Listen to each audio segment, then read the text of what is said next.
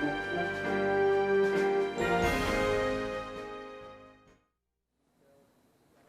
afternoon. Welcome to the first meeting of the Orange County Citizen Safety Task Force. My name is Carol Burkett. I am the Deputy Chief for the Orange County Mayor's Office, and it is now my pleasure to introduce Orange County Mayor Jerry L. Demings. All right, thank you, Carol, for the introduction. Thank you to all of you for being here. Before we get started, let me do a couple of things. First, let me acknowledge Orange County Sheriff John Mina, who has joined us, and congratulations, Sheriff, on your re-election. We are also joined today by Ms. Aramis Ayala, the State Attorney for the Orange Osceola counties, and she will be leaving office in January, but we do have the State Attorney-elect here, Ms. Monique Morrell, who has joined us. We will do formal introductions of the other members of the task force in just a few moments. But as we begin, let me also, as we start this meeting officially, for the future, I will not be running the meeting, and the meeting will be run by the co-chairs. We are going to start today with an invocation by Pastor Jim Coffin, who is the Executive Director of the Interfaith Council, and he will do the invocation.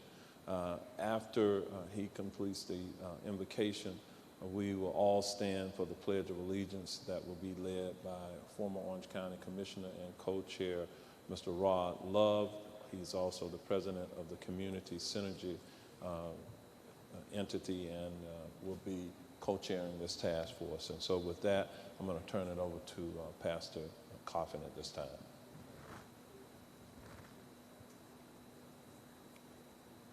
That is gathered here today is highly diverse, and it's my goal to be fully inclusive, and so my invocation will take the form of a reflection about why we're here and what we seek to achieve, and the spirit that we hope will prevail.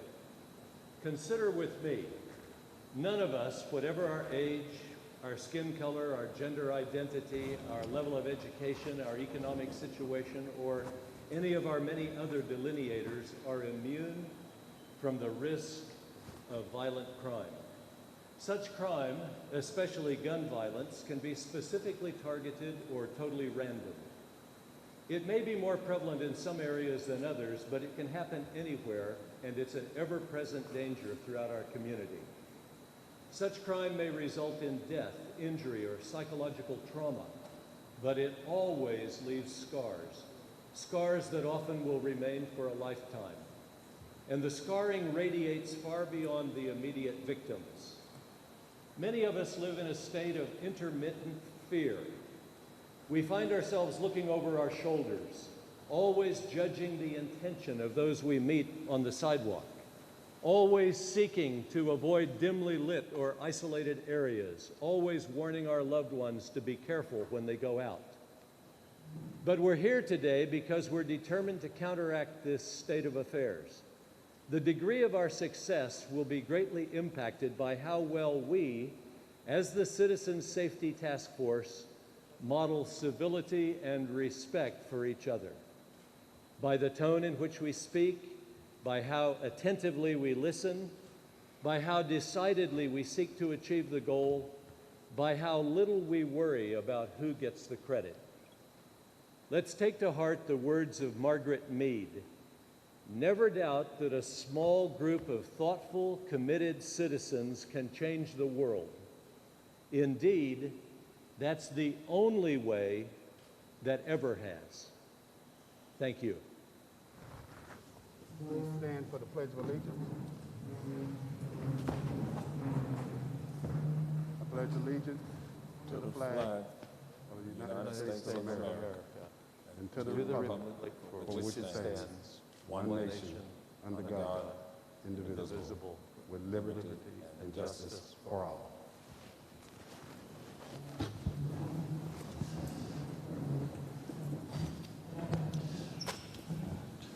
I'd like to begin by thanking our task force members for your willingness to serve and volunteer your time to address this serious issue in our community, gun violence and violent crime. I'm pleased that Pastor Jim Coffin and former County Commissioner Rod Love agreed to co-chair and lead this diverse and talented group of community members. Before I turn the meeting over to our co-chairs, I'd like to share some additional comments with you. Over the last month, Orange County has experienced 7 shootings involving children 17 and younger. 2 of these tragic and senseless shootings resulted in fatalities. One child was just 3 years old, and many of these shootings have been tied to gang violence. The task force's goal is to identify strategies and solutions to reduce and prevent gun violence and violent crime in the community. We know that government and law enforcement cannot solve this problem alone. This is a community issue, and it will take a collaborative approach to identify solutions and strategies to address a long-standing problem. This is why each of you were selected. As you look around the room, you will see a broad array of people that represent our community. We have young adults, individuals that have been victims of crime. We have educators, behavioral health professionals, law enforcement, faith-based leaders, a former gang member, mentors, and other activists in our community. As you begin your work, this body will focus on 4 pillars to bring change that can be short-term and long-term within our community. The 4 pillars are centered around prevention, intervention, enforcement, and prosecution. In order for us to develop structure to adequately address these issues, we're going to focus in these areas and involve members of our community. My role is to convene and facilitate this conversation. But it is this citizen-led body that will decide the strategies and solutions necessary to bring about change. We will be holding the full task force meetings at Orange County Magic Gyms located throughout the county. These facilities serve as meeting places as well as places for youth to be involved in sports and engage in other positive activities that make them well-rounded young adults. I believe the gyms provide a place of synergy between government and the community. Let me also say, this is not about one neighborhood. This is not about one geographical area. This is a county-wide issue, and gun violence and violent crime can affect anyone at any time. I also want to convey that this task force will not be focused on issues such as defunding the police, use of force policy, and making appropriation decisions. Our primary focus is to reduce and prevent gun violence and violent crime. As we go through today's agenda, you will hear more about the structure of the subcommittees from our co-chairs. I would encourage each of you to look at existing programs and services within our community. Often, it is not a lack of services or resources, but a lack of awareness about programs that are available. With your help, I am confident that this citizen-led body will produce a comprehensive plan that will provide a path forward to addressing the long-standing issues of violent crime. Thank you for giving your time and expertise to reduce and prevent gun violence and violent crime. Now I'd like to turn the meeting over to our co-chairs, Mr. Jim Coffin and Mr. Rod Love. They will open with additional welcoming remarks.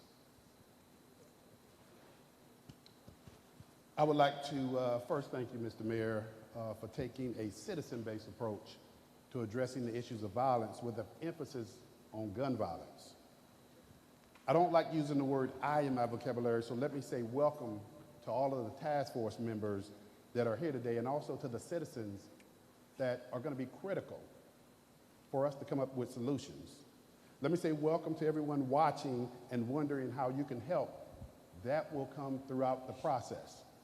Let me finally say again to all that are willing to give of your time and talents to solutions that will enhance the safety of Orange County citizens and communities. Welcome. I would like to reiterate what my colleague Rod Love has said. And we thank you for taking the time from your busy schedules. This isn't something that fits into your home life activities. This isn't something that fits into your work program. This is something where you're choosing, because of your love for the community and your concern for your fellow citizens, that you will come and spend this time here. And so I thank you very much for doing that, and look forward to working with you to come up with suggestions and solutions and programs that have the potential of making a significant difference.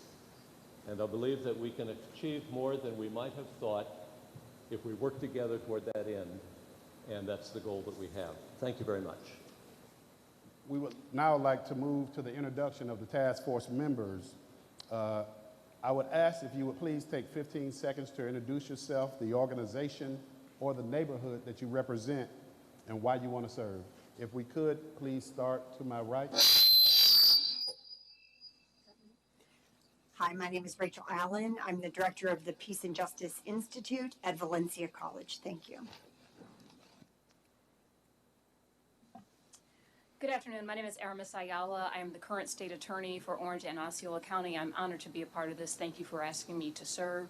It is because I care about safety and justice for our community. There is no justice if there isn't safety for everyone.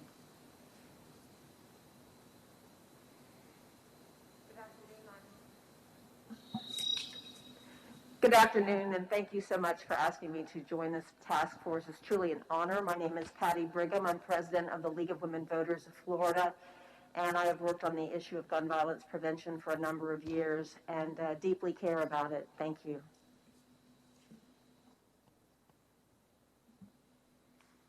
Good afternoon. My name is Lisa Coffey, and I'm honored to be representing Orange County Public Schools on this task force. Students and children are our future, and I believe that if we can develop strategies to ensure their safety and security, we can create a better world.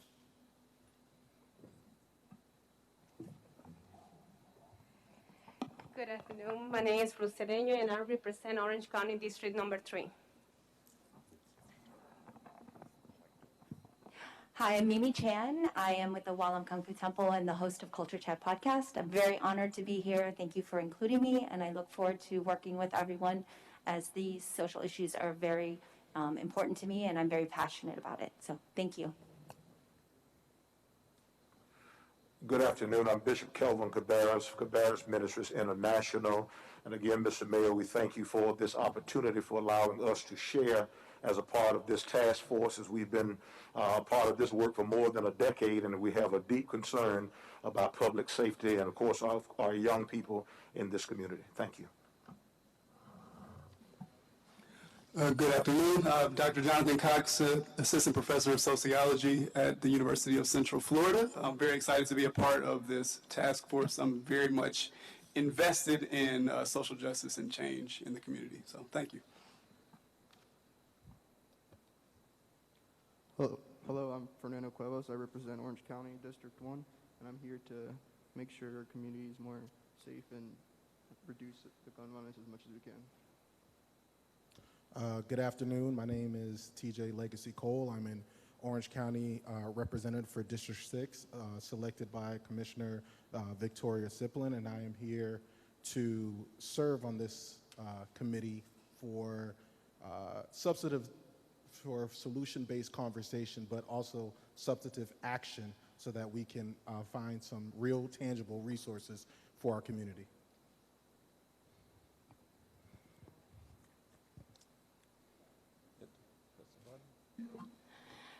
Thank you, everybody. I'm Lisa Early.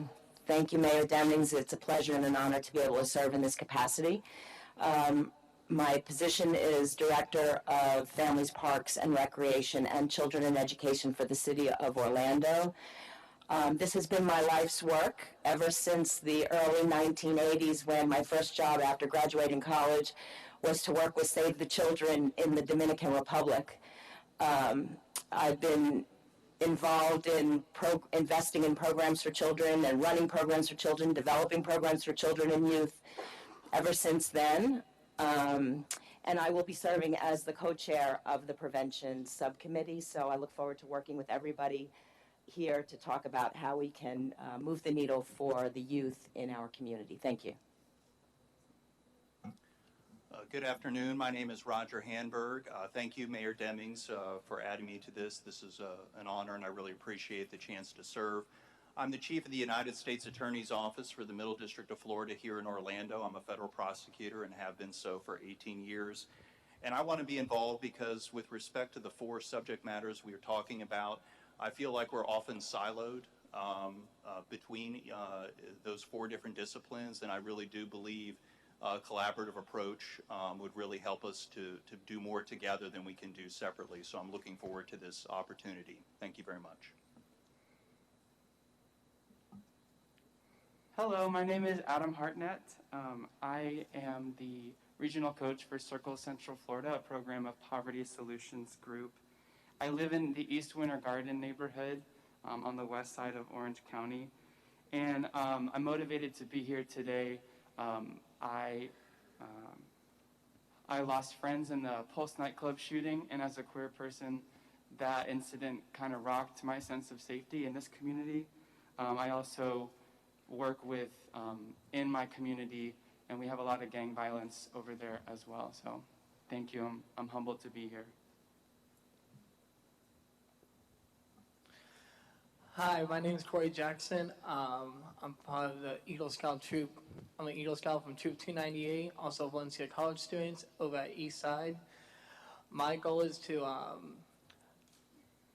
prevent fear and prevent these violent crimes. I believe we can all make a difference if we all work together. And thank you for letting me be part of this task force. Thank you very much. Hi, my name is Samantha Love. I'm an educator for Orange County Virtual Schools, and I'm also youth program director at Restore Orlando House of God. I'm from this community. I grew up here, and it's my dedication to not only creating but maintaining safe spaces for my students and students like them everywhere that has me honored to be a part of this and serving. Hello, good afternoon. My name is Ricky Lee, and honored to be a part of this committee and hoping to find some ways to address violence, but also the root causes of it, to prevent it. I'm an engineer at Jacobs Engineering and serve on the board of directors for Second Harvest Food Bank, and just look forward to working with everyone here today. I'm Mike McKinley, the Chief of Police for the City of Apopka and the current President of the Orange Osceola County Police Chiefs Association. Thank you, Mayor Demings, for the invite to be here, and it's a pleasure to represent the other police chiefs in Orange County. I'm John Meehan. I'm the sheriff here in Orange County, Florida. Thanks, Mayor, and everyone for having us as a part of this task force.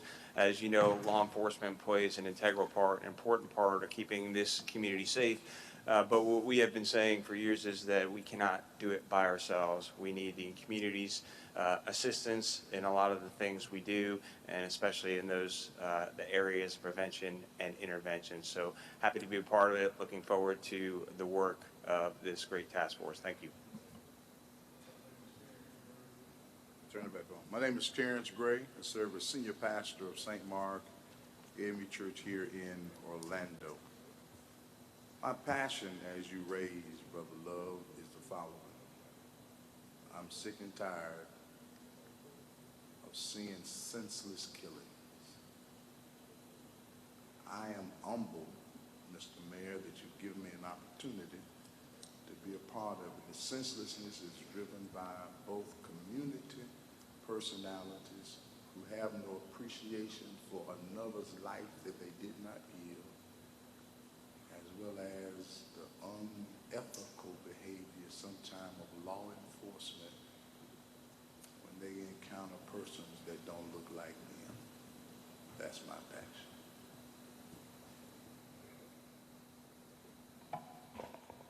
Hi, my name is Maisha Murray. I'm with the Apopka Boys and Girls Club, and I'm here because I want to help keep our young ones safe. Good afternoon. I'm Nancy Ash. I'm adjunct professor at Florida Technical College and at Oxford University. I just want to say I'm honored to be here. I want to thank the mayor for being here. I studied police and community relations at Michigan State University, and I believe this group embodies everything that I studied under Robert Turjanowitz, and that it involves the police, the politicians, the social services, clergy, the media. We call it the Big Six in community policing, and it's everybody working together, and I'm very excited to be on this. Thank you. Orlando Rollo. I don't know if it's on. You hear me? Okay.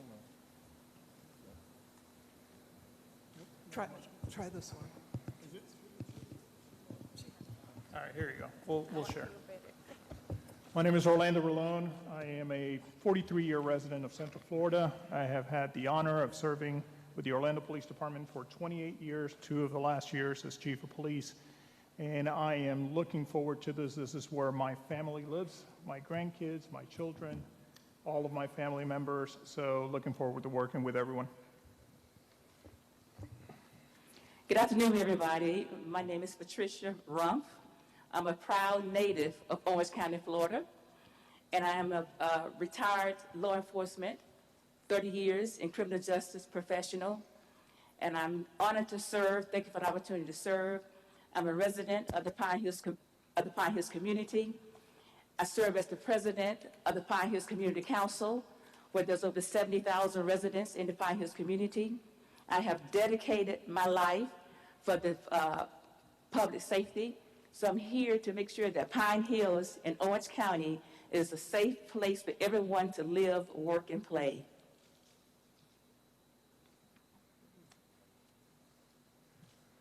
Coach Ruben Saldana of Root Camp. I do gloves up, guns down in Oak Ridge, OBT, Timberscan, Pine Hills, and Paramore. I'm a former gang leader. After doing 19 years in prison at the age of 16 for gang-related activities, I've demonstrated a change in my life, and I do believe those closest to the problem are closest to the solution.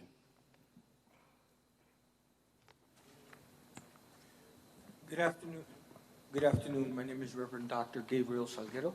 I'm the lead pastor of the Gathering Place and the president and founder of the National Latino Evangelical Coalition, the proud father of 2 boys that are part of the OCPS public school system. My studies are in ethics and public policy and how the church can be part of the healing solution. And I'm a former advisor to the My Brother's Keeper National Advisory Board. And I'm here because I believe that together we can do more. And my father was a former gang leader who turned his life around and raised 3 sons and 1 daughter with graduate education. Good afternoon. I'm Miles Moran Jr., activist in the community, founder of a nonprofit Let Your Voice Be Heard. I'm here because I'm ready to make some solutions happen. Been in a lot of rooms where we try to get things going, so I'm looking forward to actually getting some things off the ground and some things that last. Happy to be here.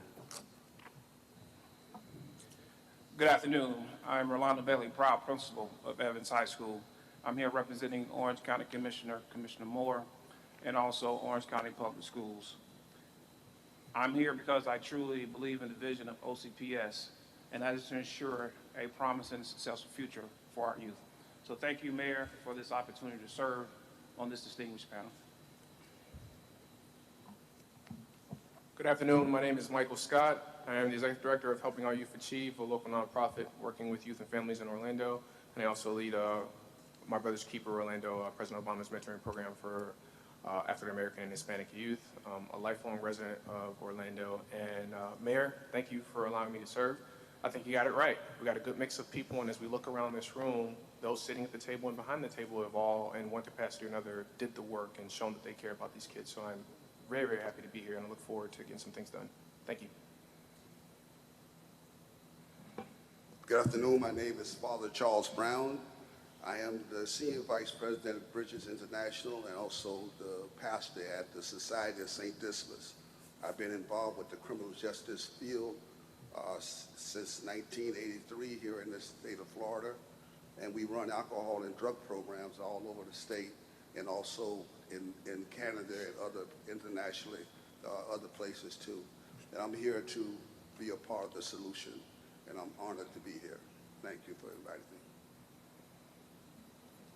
My name is Eric DeBose. I'm a lifelong resident of Orange County, born and raised right here. I went to school here. After college, I came back and I was a juvenile probation officer right here in Orange County, having served in the Mercy Drive area where I lived at. After that, I became a member of the Orange County Sheriff's Office, where I served for 17 years, having experience in working in sex crimes and also as a homicide detective for 4 to 5 years. So I bear in my body the stripes of what we're dealing with right now. Retired last year, being promoted to corporal, being sent back to the road in the Pine Hills area where I served for a couple of months before I retired. So that's my passion. We thank all of you for being here, but there are some who can't be with us physically, but they're here virtually, and we'd like to introduce them to you at this time as well. So if you'll turn your attention to the screen, we'll ask each of the people who can't be here with us to take 15 seconds to introduce themselves. I'm Bishop Lake, Senior Pastor of the Experience Christian Center located in the Pine Hills community, serving there 11 years now. And I am definitely into this work and dedicated, willing, and ready to see change. So I think that we have a group of individuals here. My hat goes up. Thank you again for this opportunity. I'll go next. My name is Javier Pinero. I'm representing District 4, and I actually worked with the Orange County Public School for a little bit back in elementary school for a couple of years, and now I'm over with the Florida Health Department. I'm a UCF student right now working in my master's degree, and it's truly an honor to see this task force coming together not only to make change, but to make change happen and for it to stay for a very long time. Thank you so much. I'll go ahead and go. My name is Bob Patil. I'm the Florida State Director of the Alliance of Safety and Justice. Among other things, we work with constituents, including crime survivors, to pursue public safety solutions and new public safety solutions across the state. And I'm really honored and privileged to be here.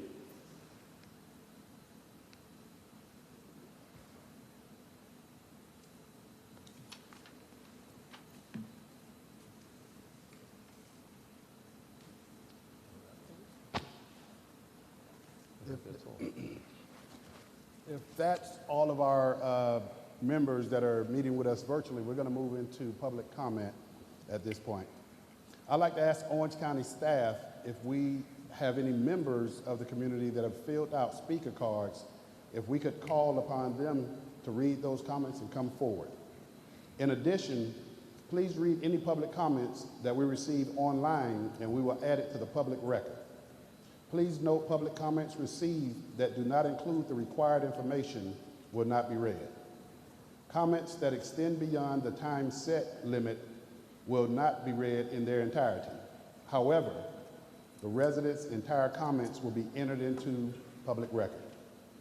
Please note that the time allotted to each individual for public comment in person and online submissions be at the sole discretion of the mayor and the co-chairs of the meeting and may be reduced from the normal 3 minutes based on the number of speakers. Carol, you're recognized, and do we have any public comments? Thank you, Co-Chair Levitt. We did not receive any public comments via email. We do have 4 residents that are here today that are going to be providing public comment. You're going to see them appear on the screen. They're in another room.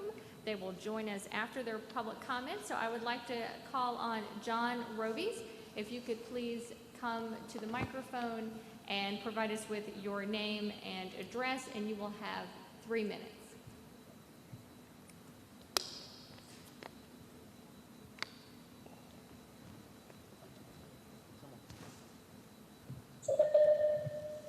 Hi, how you doing? My name is John Robles. I am a educator at DMAC Tech Trade School, and I've actually taught many higher education students. I've also studied basic criminal law as well as quantum physics of the mind. And basically what I wanted to express is that, yes, there has been a lot of criminal activity, there's been a lot of killing, and it is an honor to be here to discuss this topic. Unfortunately, due to our division that's been going on around the country as far as what is publicized in the mainstream media, along with the difference between Democrats and Republicans, what we're advertising as far as that goes is we would like to pretty much promote not division, but promote to our youth, things such as, showing them that we need to come together and not procreate war. I do have a lot more things to say, but I know I only have 3 minutes, but I just wanted to comment on that and pretty much say that, we all need to come together and not create any type of form of division. We also need to create programs that will put together communities and law enforcement together, so that way gangs are not created. Gangs are created because people see division all the time.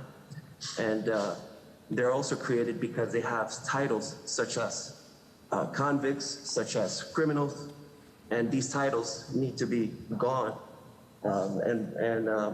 There's a lot of technical details as far as that goes, but we just need to bring law enforcement and communities together and create more programs so that many people can go out in society and feel free to do what they need to do and pretty much stop crimes.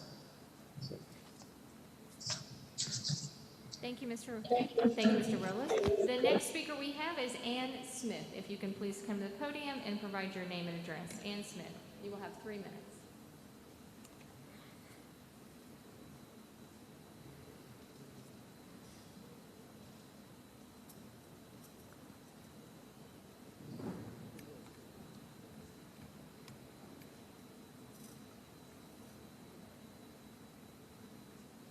If Ann Smith is not there, I'll call on the...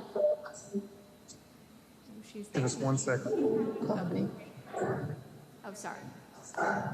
Okay, there we go. I think she's coming to the mic. My name is Ann Smith. I am the first nurse ever worked in a jail for the city of Orlando. And later on, of course, the city jail was phased out. And we went with the Orange County Corrections. And I am, along with the mayor, is called one of the trailblazers for Orange County Corrections. While I was working there, I saw people get out of jail in the morning and come back before the day was over. And then I decided to open up a place, a faith-based place that I could help people and change lives. I now own the House of Refuge of Orange County, a faith-based transitional home, a program, 9-month program. I have a 5013C, and I am permanently damaged now because I was injured by OPD. One of the residents of the place wanted me to put in jail, and he told OPD officer that I stole narcotics. OPD officer put me in jail after I had just had surgery on my hip. And they tried to put me in one of those cages. And I was screaming and hollering, and they would not take me to be evaluated. When I bonded out of jail, I went straight to the hospital, and I have a record of the damage that was done to me. I'll be handicapped the rest of my life. And so, excuse me, and when I got out of jail also, I would continue to open up this house that I could help men and women change their life from drugs and prostitutions. I now own the House of Refuge of Orange County. A few months ago, some squatters moved in there, And Orange County Sheriff took my business and took it away from me, and some squatters is over there right now. They said this has never happened. I'm the same as the Salvation Army and the Union Rescue Mission. They said it's never was a place where a person could shut down a business. Some squatters have been there for 4 months, and I'm paying the mortgage over there. And the sheriff told me if I go back there, they're going to put me in jail. I'm not allowed to go back on my business. I called the Internal Revenues. I now hired a lawyer. The squatter said he owned the place, and I tried to have them evicted. He broke into my office and destroyed all the records that I had, and I cannot go on my property. And I had a lawyer now, and he said now he does not own it, he's just renting it. So I'm having a hard time because they does not want me, somebody like me, talking about Jesus in Pine Hill. But I know that I'm gonna make it. Thank you, Ms. Smith, for your comment. Next, we'll have Vicky Vargo. If you could approach the mic and state your name and address, and you will have 3 minutes.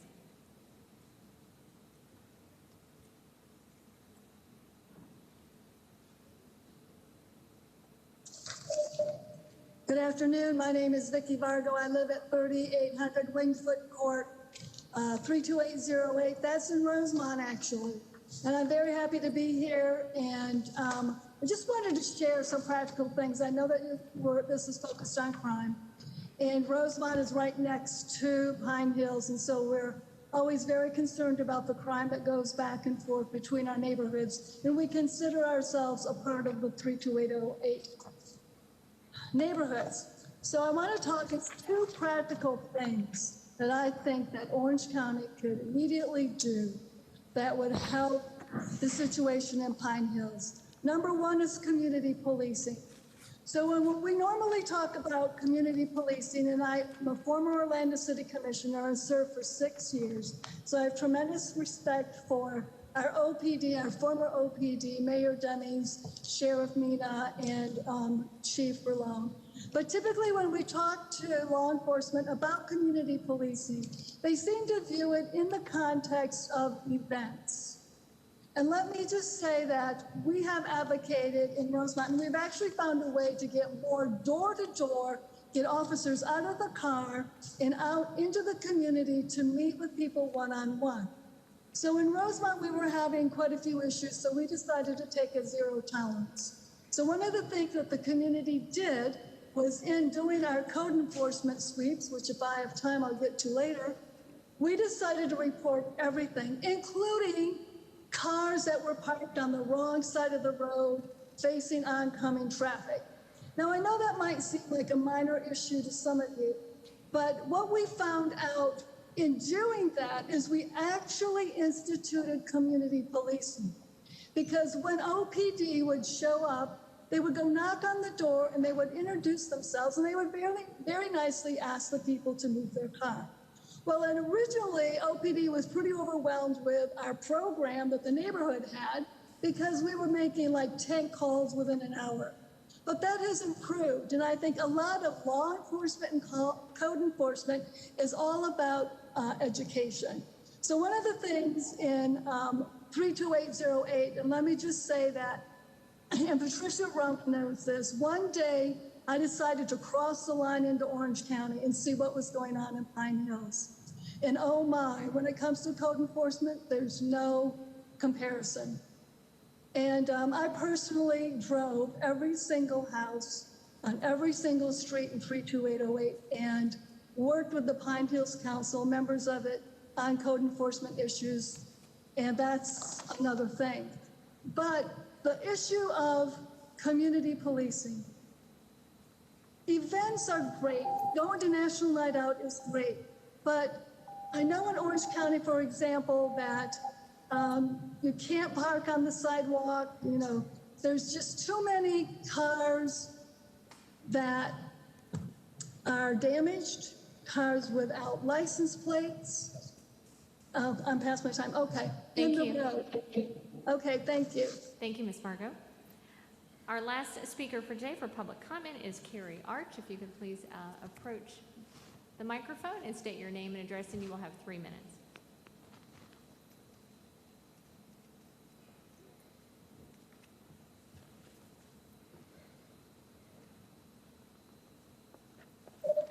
Hi, my name is Carrie Arch. I am currently the Director of Outreach Services at Harbor House of Central Florida.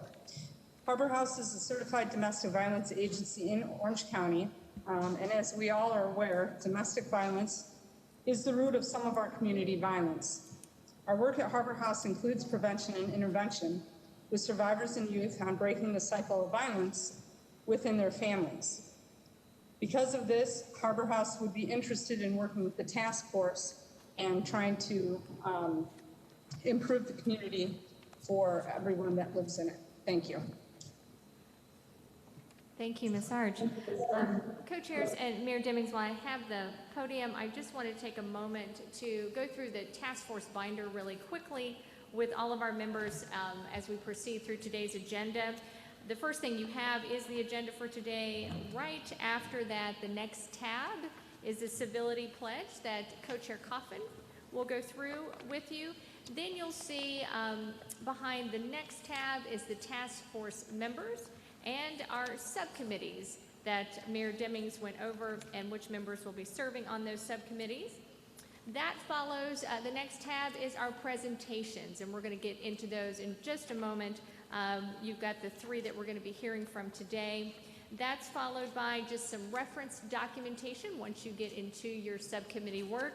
We'll be providing you with additional documents, but this is one for your review.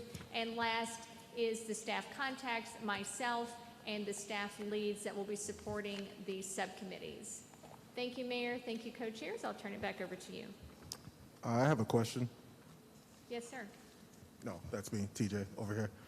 Question. Do we have is there anything in place for follow-up with people who give public comments? It seemed like one of our black elders was having a very hard time, and maybe she needed some more resources or somebody to help her out. Is this task force, do we have something in place that we are following up with people or allowing more resources to them to assist them after public comments? We do have staff that is with the individuals who appear before for public comment. We will have staff follow up with them if there's a request for some follow-up. So our staff person has her contact information, and there probably needs to be some follow-up with her from I think the sheriff's office and maybe even OPD, but we will share that information with them. Thank you. We happen to live in a world right now where it seems the norm to speak in harsh and demeaning language, particularly against those people with whom we might not agree. And we thought it would be helpful for us before we begin this process of discussing ways that we can work against violent crime to make sure that we are modeling the kind of communication that we need to have. And so we have put together a civility pledge. And I'm going to read this, and then I will ask you to raise your hand and commit to this. And then the more important thing is that we remember this as we continue on in our deliberations and discussions. So the civility pledge says this: as a member of the Orange County Citizens Safety Task Force, I believe our community, our nation, and our world are stronger and safer when we treat each other with dignity and respect. I believe that my voice is important, and I believe that listening to the voice of others is a prerequisite for healthy, vibrant, productive human interactions. I believe that insulting, attacking, or demonizing people with whom I disagree is unproductive and unacceptable. I pledge to recognize my responsibility and do my part in supporting a free, fair, respectful, and collegial democratic process. I commit to educating myself and others about the issues. I commit to express myself responsibly to seek to learn from different perspectives and to challenge hurtful, disrespectful, demeaning behavior when I'm in a position to do so. And this is just simply trying to lay out a general format of the type of tone and tenor that we would like to see our discussion carried on in. We recognize that there are strong and passionate feelings, and that's good, because that means that we're more likely to do something. But it also means that we have to sometimes make sure that we're careful in how we present things so that we do not demean others. And so that's the purpose for this. And now I would ask that all of you who are willing to agree to this, and I hope that will be everyone, would raise your hand and hold it up so that we can see that you support this type of approach to our work. Thank you very much. Proceeding forward, Mayor, once again, want to thank you for the priority focus on what we're going to address, but with that comes additional responsibilities. I would now like to ask to introduce Katie Latour, Assistant County Attorney with the Orange County Attorney's Office, that will provide a sunshine law and public records orientation, which is required for all public advisory boards and task force. Ms. Latour, you're recognized. Thank you, Co-Chair Love. Thank you, Mr. Mayor, for having me here today. Before you begin your important work on this task force, it's my duty today to talk to you about how the Sunshine Law and the public records laws apply to your work here on the task force. Unlike experience you may have in prior committees in your communities, in your neighborhoods, or at your children's schools or at church, your work here on the task force does subject you to the Florida Sunshine Law. The mayor created this task force. The mayor appointed you as members to this task force. And as the mayor mentioned, he will be looking for a plan to be developed by this group of people by forming recommendations for him to implement. And as such, that brings you under the realm of the Sunshine Law. And the Sunshine Law requires that the public have a right of access to all government proceedings. You can find portions of the Sunshine Law in both the Florida Constitution and the Florida statutes, and it applies equally to elected boards or bodies such as the Board of County Commissioners, as well as advisory bodies such as this task force. And the rule is that all meetings at which official actions are taken or business is transacted or discussed must be open to the public and noticed to the public.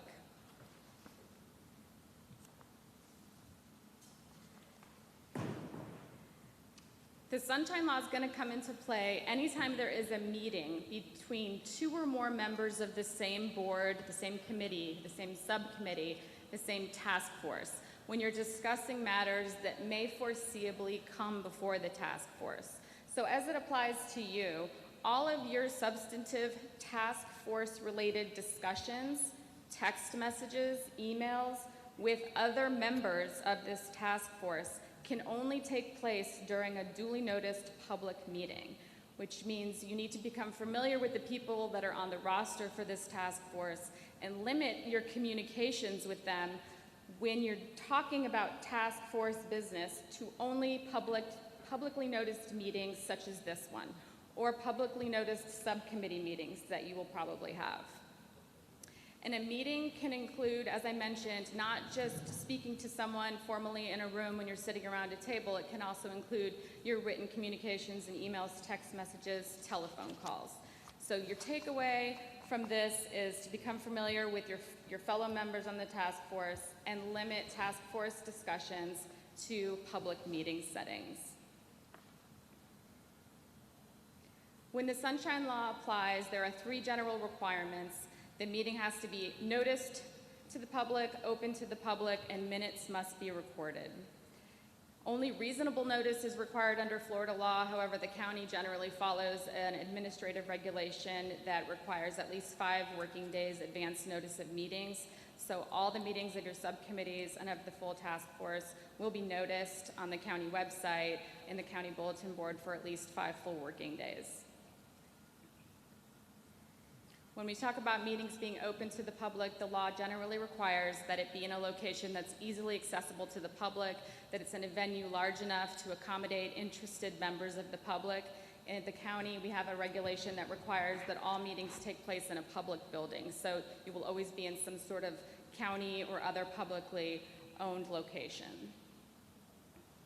And then also minutes have to be recorded. There doesn't have to be a televised meeting or an audio recorded meeting. The law only requires very basic minutes be recorded, itemizing the general actions of the task force. But as you know, the county routinely televises and audio records and video records meetings. That's fine too. Just want you to be aware the minimum requirement is written minutes. There are penalties written into the law for violations of the Sunshine Law, both criminal penalties and non-criminal penalties, depending on someone's intent. An accidental oversight is usually a non-criminal offense, whereas a blatant, purposeful, knowing violation of the law, it turns into a criminal offense. Just wanted you to be aware of that. That's written into the law as well. Also, with your duties on this task force, any records created, received in the course of your official business with the task force are going to be considered public records. And the public records laws goes hand in hand with the Sunshine Law, where the Sunshine Law provides a right of access to government proceedings. The public records law provides a right of access to government records. There are certain exemptions written into Florida law. Certain information is not going to be public record. If there's a statute explicitly exempting information from disclosure, it will be redacted from public records upon disclosure. However, the county can't make up its own exemptions from the public records laws. Only the legislature can do that. When we're looking at is something a public record, I like to break down the definition in the statute as to what is a public record. And Florida law provides that a public record is any material made or received by an agency, in this case the county, the task force, in connection with the transaction of official business and used to perpetuate, communicate, or formalize knowledge. And this is going to be true no matter the physical form of the record. An email that's never been printed is a public record, just as much as the documents you received in your binder. Also, there's no exemption under the public record law for partially completed documents. If it's a draft document that's being circulated and hasn't been finalized yet or signed by the co-chairs, it's still a public record. If somebody wants access to it in Florida, all you have to do is ask for the public record to be disclosed for inspection or copying, and you have the right to see it. You don't have to provide a reason, you don't have to be a resident, you don't have to give your name, you just have to ask for the records. So keep in mind when you're creating, exchanging documents, receiving documents, anything can be asked for and be disclosed to the public. Similar to the Sunshine Law, there are also penalties in the public records law for violations of the public records laws. Just wanted you to be aware of that and keep that in mind. With regard to the public records law, the county sometimes encourages advisory board members or task force members to create a separate email address if you want to keep your personal or your professional emails separate from emails or correspondence you may receive connected with your membership on the task force. You can do that. It's an easy way to keep your private business private and your public business public, should there be a public records request for emails or documents that you've obtained in connection with your service on the task force.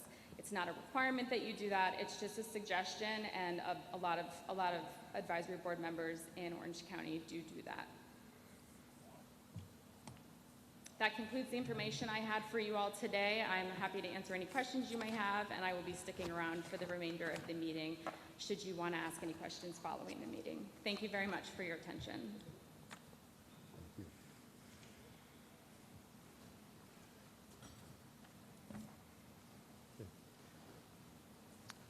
At this time, we're going to hear a report from Sheriff John Mena, and to give us a little snapshot of exactly where we are in the community.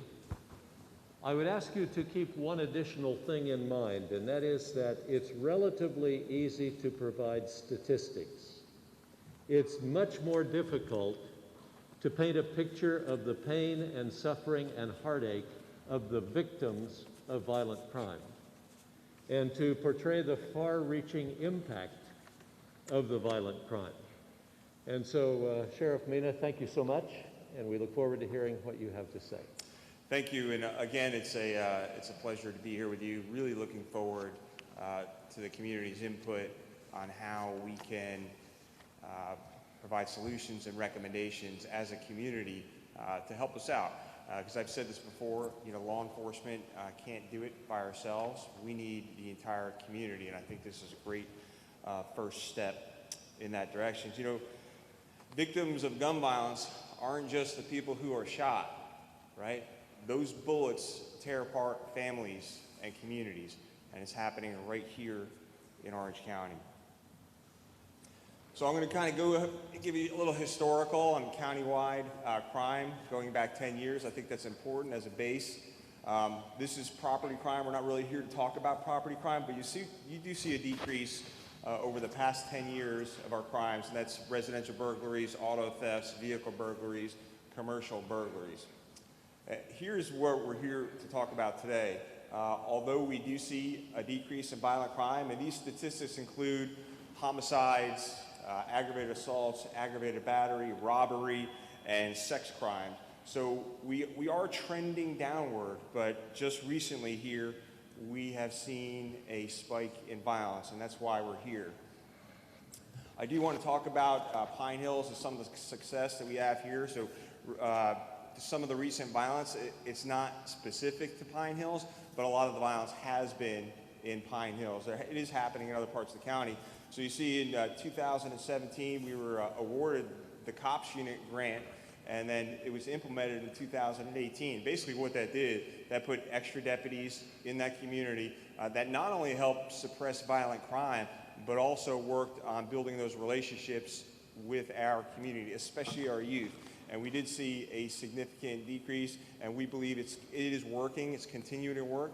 We actually just were awarded another grant to do the same exact thing in the Holden Heights, Texas Americana area. And you'll see in some future maps why we want those as well. So here it is. Hopefully you can see that. You see that's basically a heat map of our shootings, mostly concentrated west side of Orlando in the Pine Hills area. And then you see to the south there in Holden Heights and Texas Americana. So that is where most of the violence has happened here in the year 2020.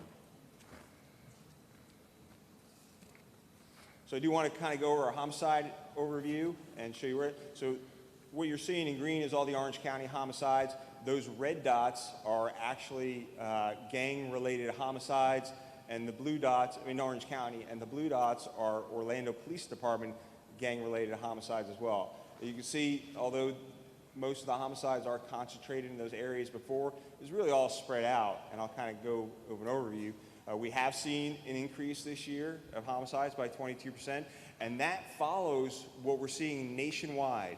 And if you read some stories that recent criminologists and experts have said, they're blaming a lot of the increase in violence on the pandemic. I don't think it's quite that simple. I think it has a lot to do with the prevalence of firearms in our community, the access to illegal firearms in our community, the lack of consequences for some of the actions of some of our more violent people.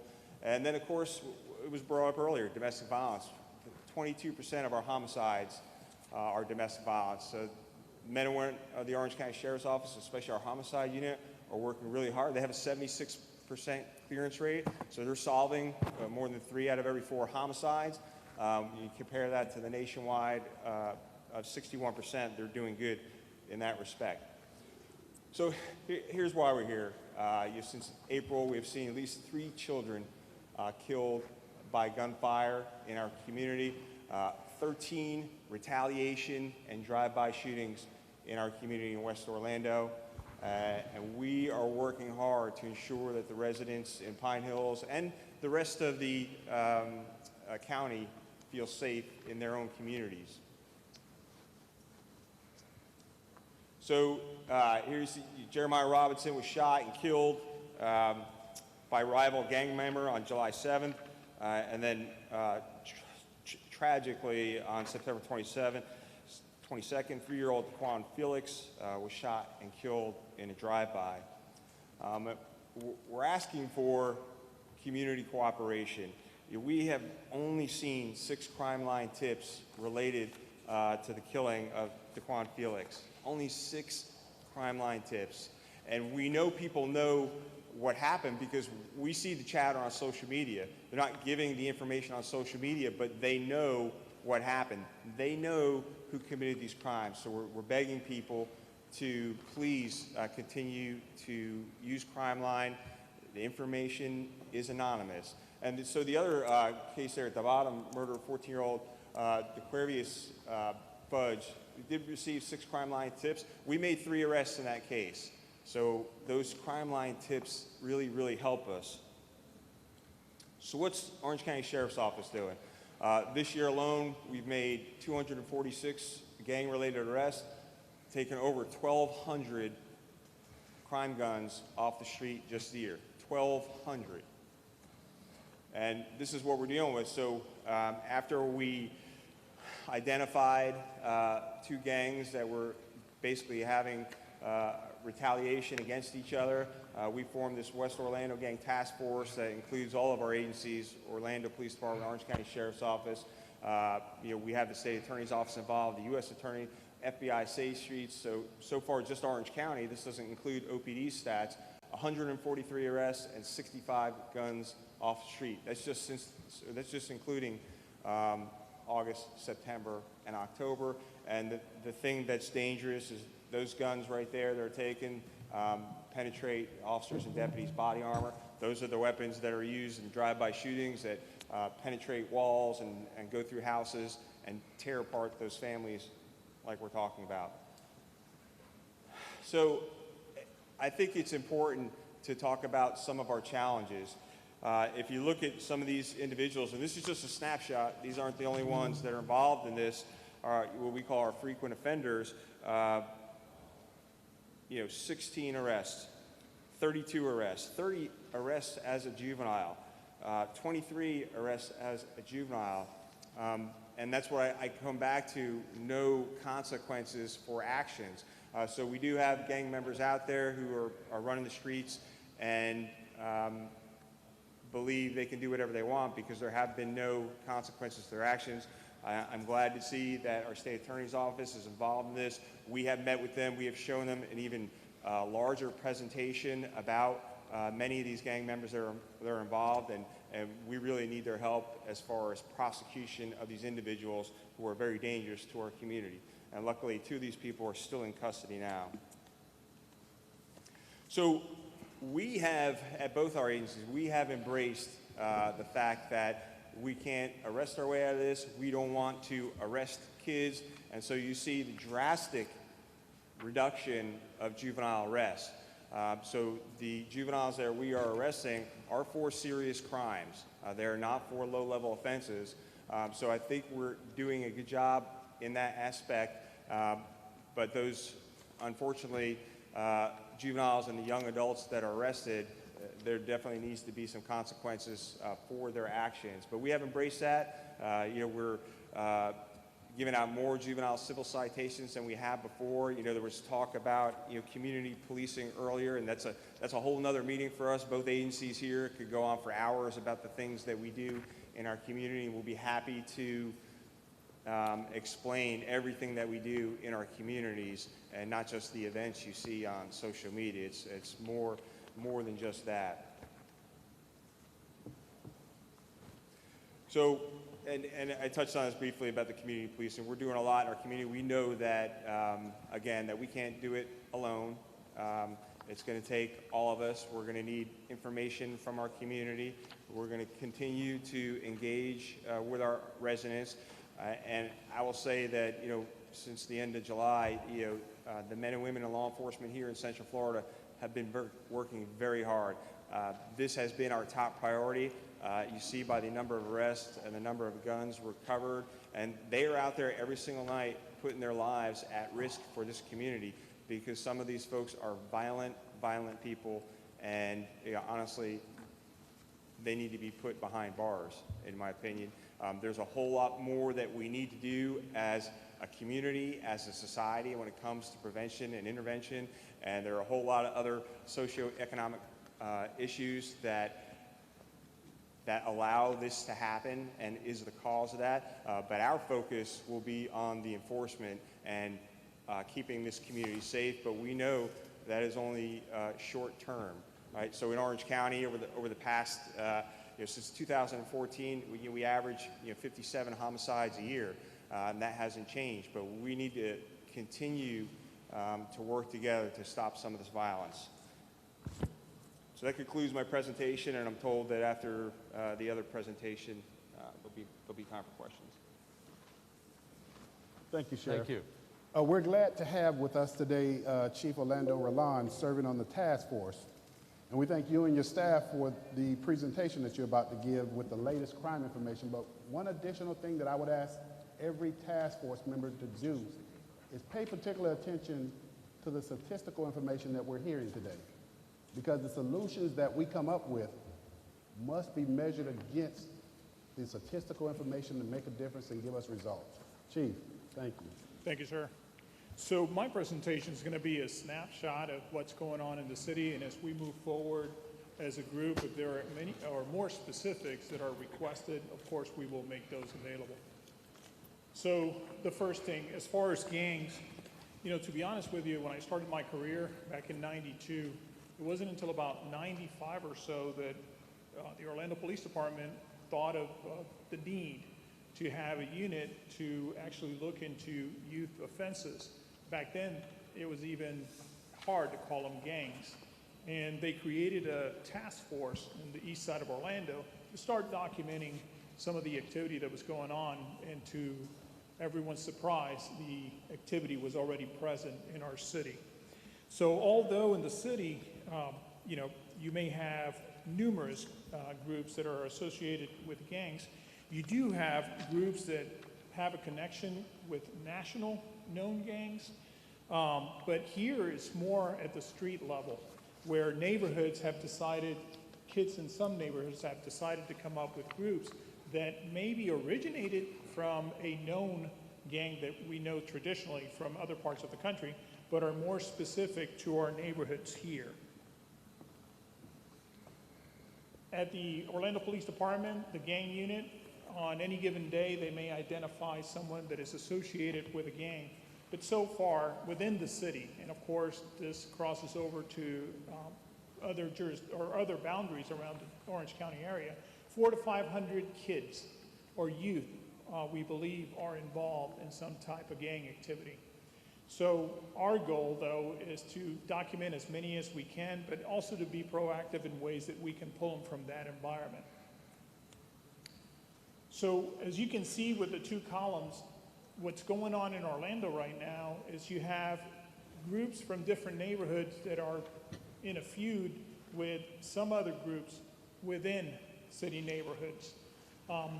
I personally will not mention the names of the groups. I don't want for them to get a kick out of it if they see it on the media.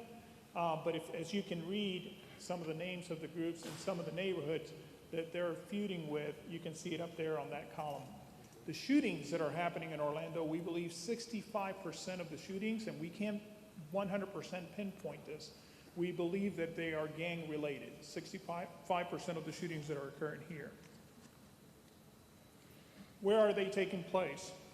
So if you look from left to right, Bravo, and I'm going to put a picture of a map that will better depict this. Bravo is considered the Rosemont area. Then you have Charlie, which is like the Fashion Square Mall area. Next to that, Delta, the core of downtown, Foxtrot, Paramore, moving west. Echo is the area where the Millennium Mall is. Gulf is everything north of that.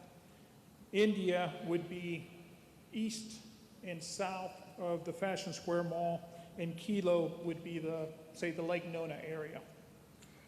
As far as shootings go, year to date, the numbers that you're going to see here are from April to October. And it shows that we have seen an increase, of course, from 47 in 2019, this period, from April to October, to 79 in 2020 during the same period. So this heat map pretty much shows you where the activity is taking place. If you notice, anything less than 5 is the blue area. Up there it looks purple. And then it progressively gets more and more red, and 20 or more are the darkest spots, as you can see. 2019, we had 190 shootings year to date, and we had 62 victims. Now compare that to 2020, the same period as last year, 363 shootings, 114 victims. It's ridiculous. Crime guns, the guns that we have seized. If you notice, there is a decline. In 2017, we had 739 guns recovered, crime guns. These are something related to some type of crime activity. 2018, the number dropped to 698, which is still a lot. 2019, 452, but we still need to have some other tally that has not been completed. It'll probably go up some.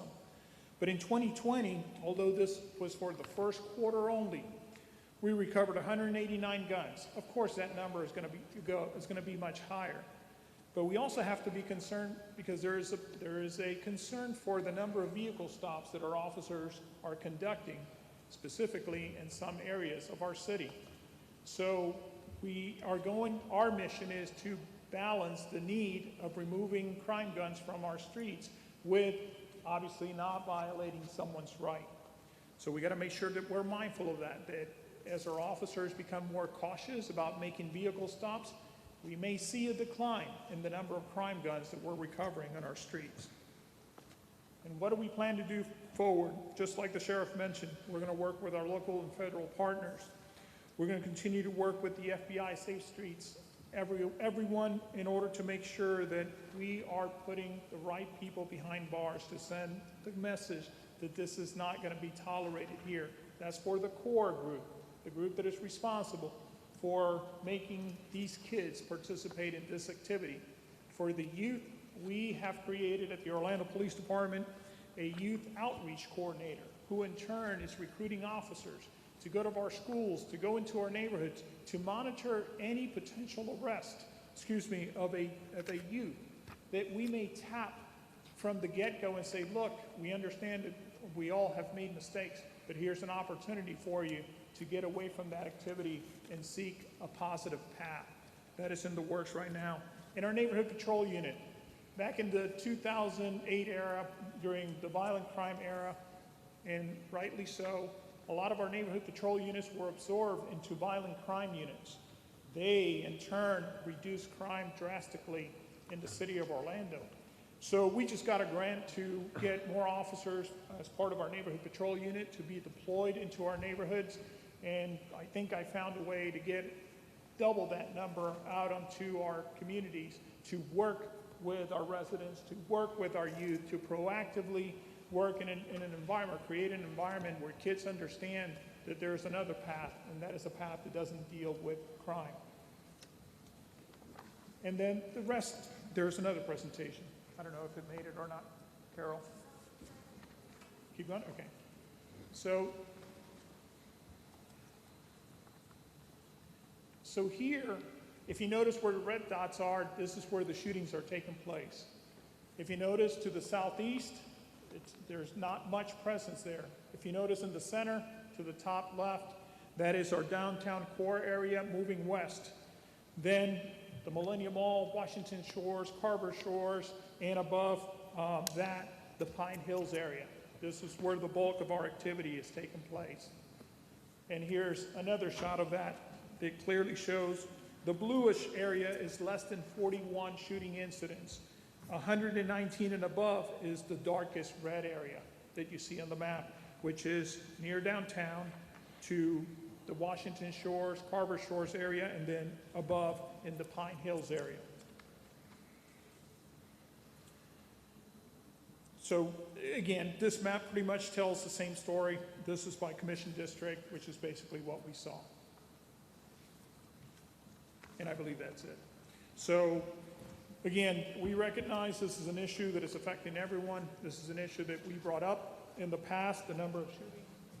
were very concerning, and I do applaud everyone who's here, Mayor, the co-chairs, everyone who has volunteered to be part of this. It will take all of us working together to make the most difference, and as you can see, there's a lot of work to be done. Thank you. Thank you, Chief. Mr. Love, Mr. Love, right here, Terrence Gray over here. Could you, Chief Rowland, just for a matter of, just right here, we're here, you can come on back. In relation to something that's raised, I want to make sure I understand your lingo, because sometimes I've heard the word fatalities in relation to people who've lost life. So I want to be clear that when I see shootings and victims, are we now saying these victims are people who died and lost life, or are we saying these are the person who's injured, or do we have also a record of fatality? No, Pastor Gray, this is only the individuals who were shot but not necessarily killed during the shootings. We have had in Orlando so far this year 28 shooting incidents that have resulted in someone losing their lives. Not necessarily were all gang related. As a matter of fact, the majority were not gang related. The majority were, some unfortunately were domestic violence, and some just senseless incidents where someone got mad at someone and unfortunately decided to use a gun to take action. And that's one of the key parts that I think we need to remember, that these shootings, a lot of them have to do with a simple argument that just escalates to the level where someone feels that the only way to settle it is by firing their gun. And as the sheriff mentioned before, when that projectile comes out of that weapon, it has no mercy. Whatever it strikes is going to damage or kill. And I think that's the point that we also need to focus on moving forward, is that not just our gangs, but individuals who have now found a form of settling arguments by introducing a gun into the argument. And that is the part that scares me the most. Only reason I asked that, Mr. Love, and I love Mayor and co-chair, is I think that in relation to talking to us, it's good for us to know the difference between shootings, victims, and fatalities. And if the sheriff will be kind enough in relation to you all's reporting, as you all can give us a better, clearer picture, a larger picture of that scope, it will help us along the journey as we try our best to get our work done. So just real briefly, I would echo what Chief Rolone said. The majority of our homicides are either drug-related or arguments, beefs, and people who knew each other, not random acts of violence and unrelated to any of the gang violence in our communities. Pastor Gray, I want to thank you for that, and that's the type of exchange that we're going to expect from those subcommittee members. But in addition to that, we're encouraging the community to come out, because we're not going to come up with those solutions completely without their help. But thank you, Pastor Gray. At this point, my co-chair and I, we're going to review the broad objectives of the subcommittee. And I'll just go ahead and lead off. The first objective is... Excuse me, I think we have some more questions before you go forward. Okay. Yes, I actually had a question and a statement, and just for some clarification. I understand that in the beginning of this task force, when it was put together, we said that we are going to not zero in and focus on one particular area. This is all of Orange County. So I was a bit confused by some of the reports, because it seems like the reports were specifically targeting heavily populated African-American areas. And so if that's the case, we just need to call it what it is. Secondly, I'd be remiss if I don't take exception to some of the slides. When we're talking about West Orlando and we're talking about Pine Hills, and then we're showing just one demographic, which is African-American men, and we have African-American men that are on this task force, when we're showing pictures of African-American men with guns in their mugshots, and then the sheriff prefaced his comments as, "This is why we're here," I find that extremely problematic. Not only does that diminish an entire area or a community or a demographic of people, but when you devalue a community, you devalue an area. That's how criminalizing those people, specifically African-American men. That's how these gang violence and these problems persist. So I think if we're going to have honest dialogue in these type of spaces, that we have to start checking some of these things that we're putting out there in the community that are telling these youths that they have no hope because of where they come from or what they look like. Because I'm seeing a picture of 4 African-American men or 5 African-American men with guns. I don't know if have these people been convicted? I'm seeing mugshots of individuals. I don't know if they're convicted, and I thought we were innocent until proven guilty. So if we're gonna talk about statistics and be fact-based, let's make sure that we're gonna do what we say we're gonna do and talk about all of Orange County and all different demographics and not zero in on African-American men and Pine Hills and West Orlando, because if that's what we're doing, then we will probably recuse a lot of people from this task force and simply just talk about the areas that we really are here to talk about. Bishop Cabarrus, and then we have another question after that. Thank you. My question is for the sheriff and probably the state attorney's office. One of the issues and challenges in the community, of course, if you hear often we always say, see something, say something. As you heard, I believe the sheriff and the chief alluded to the fact that there are individuals that are calling in to crime line and giving tips. And of course, that's leading to some arrests. What's alarming is the stats that imply that over 200 plus arrests, I believe Sheriff Mina said, has been made. It would concern a community that is seeing something, saying something, and that's leading to arrests, only to 200 arrests being made, and I have not heard of any prosecution. I have not heard of any conviction. I have not heard of anything that would follow up after those arrests other than the fact that many of them are still, well, as we do know, they're still on the streets, and these same crimes are persisting. I would like to kind of understand why in between all of that number of arrests, there were no convictions or no prosecution, anything that made, other than just, and if there were, to kind of give us more clarity about that as relates to the community standpoint. Okay, we have a question also, or a comment from Ms. Allen. Oh, I'm sorry, I apologize. I'm sorry, I just wanted to, can I address the question? I want to follow protocol from My Mr. Barris. question wasn't answered in the beginning that I asked. Okay, let's go back. Mr. Legacy, does law enforcement want to respond to that question? But before you do, let me respond to just one segment of that. As the mayor mentioned earlier, we're addressing the issues of all of Orange County. Correct. In an effort to make sure that we're going and addressing where those issues are, I would conclude that we need those statistical information across all of Orange County. Now, in regards to one of your other statements, and I respect everything that you said, in regards to one of your other statements as it relates to those communities, in order for this task force to be effective, we need to go where those shootings are.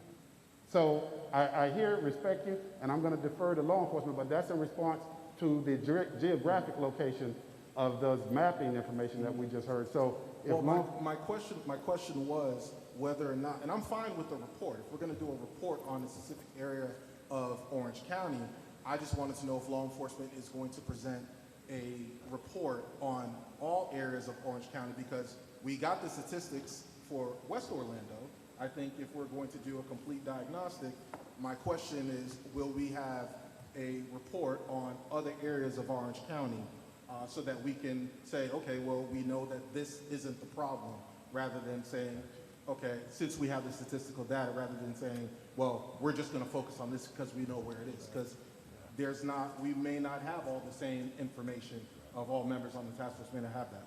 Great question. So, yeah, I'd like to address that. So what we included in those slides were homicides from the entire county.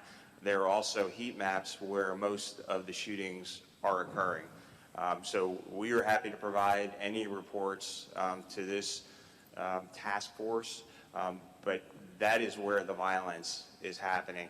And that is why we're here, specifically because of some of the spike in the gang violence in those communities. That was my understanding. That was the topic of my report, but we can certainly include a report. The homicide slide I showed you, that included East Orange County and Bithlo and all that. So the heat map was just a concentration of where all of the shootings are occurring, much like you've seen the heat maps for the COVID related stats. That's the areas where this violence is occurring.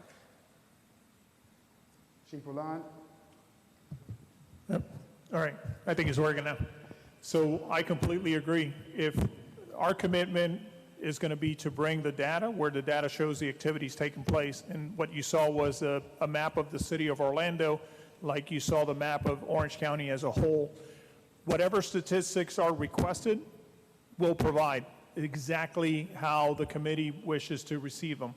But to your point, Mr. Co-Chair, I think it's important to make sure that we address it like it is, that we not in any way, shape, or form try to move it around. I mean, this is the information, and I think the Madam State Attorney will talk about convictions when it comes to the arrest that we're making, to clarify that also. But again, we're committed to providing whatever data we have for your review.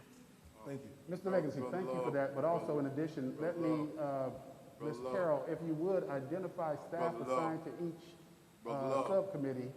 Brother Love, where am I? I don't want us to miss what I think my brother is also trying to say, Sheriff Mina and Chief Rowland, we get along, we good, but I don't want y'all to miss what he's saying, because I think we're answering if we're missing something. In the imagery of what you present is that the only people in Orange County that's in a gang is black folk. All right, so that's what the imagery says.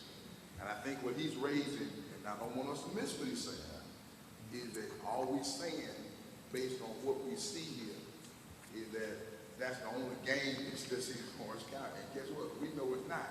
So I guess the imagery coming across is, can it be more diverse going forward? If we have multiple gangs in other places, can we, if you do a gang picture, do a gang picture. Like you got gangs of multifaceted, and this is responsible right now. And I want to be, brother, I want to be clear. Did I hear you correctly, or did I miss you? Correct, thank you. Yeah, and just real quickly, and we'll leave it there. Yeah, totally get it. I understand that certainly there are more gangs in Orlando than the two gangs that have been all over the news for the past 2 months.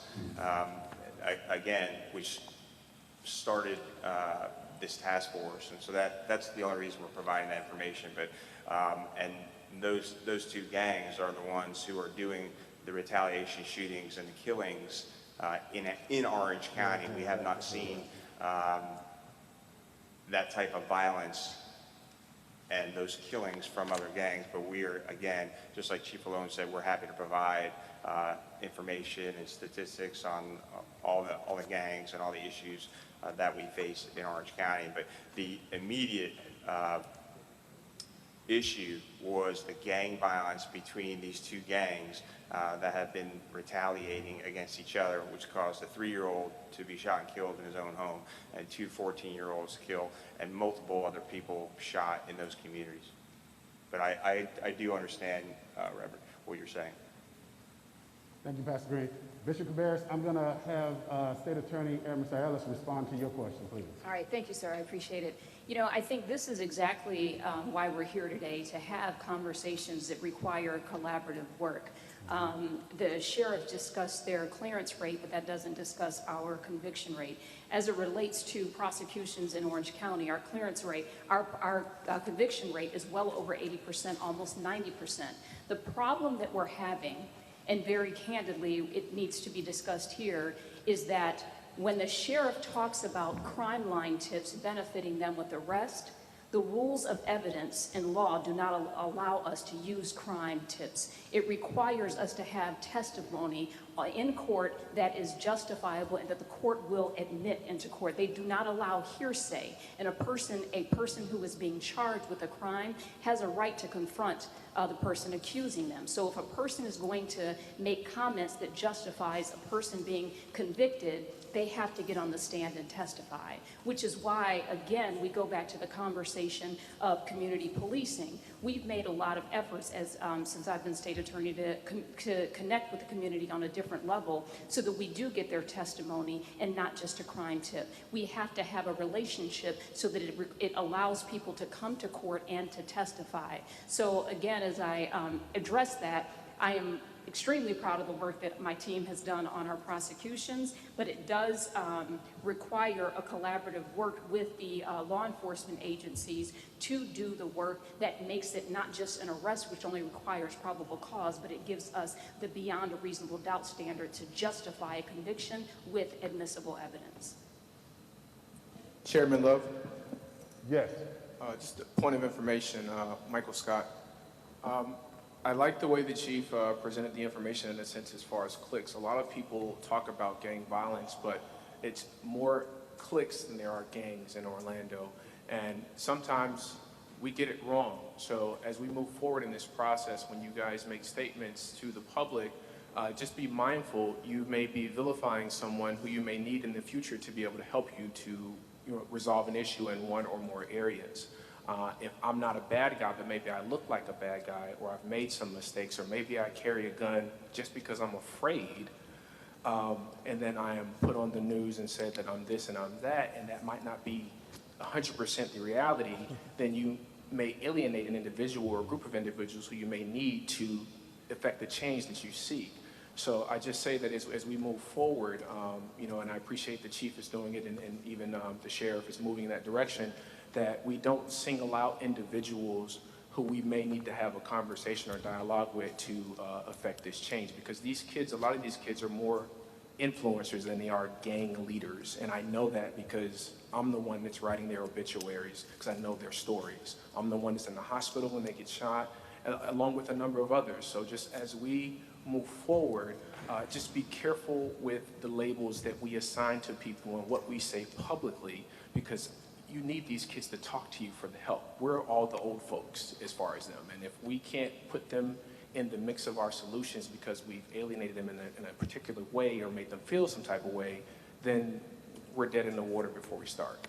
So. Thank you, Board Member Scott. What I'm going to ask is law enforcement, if you would, because listening to the conversation, you know we need additional information across the board. And so I'm going to ask law enforcement, if you would, please, provide additional demographic information on all of the victims and suspects of violent crimes corresponding across all geographical areas to submit to this task force, if you would. Chairman Love, and not only, I want to come back to Madam State Attorney.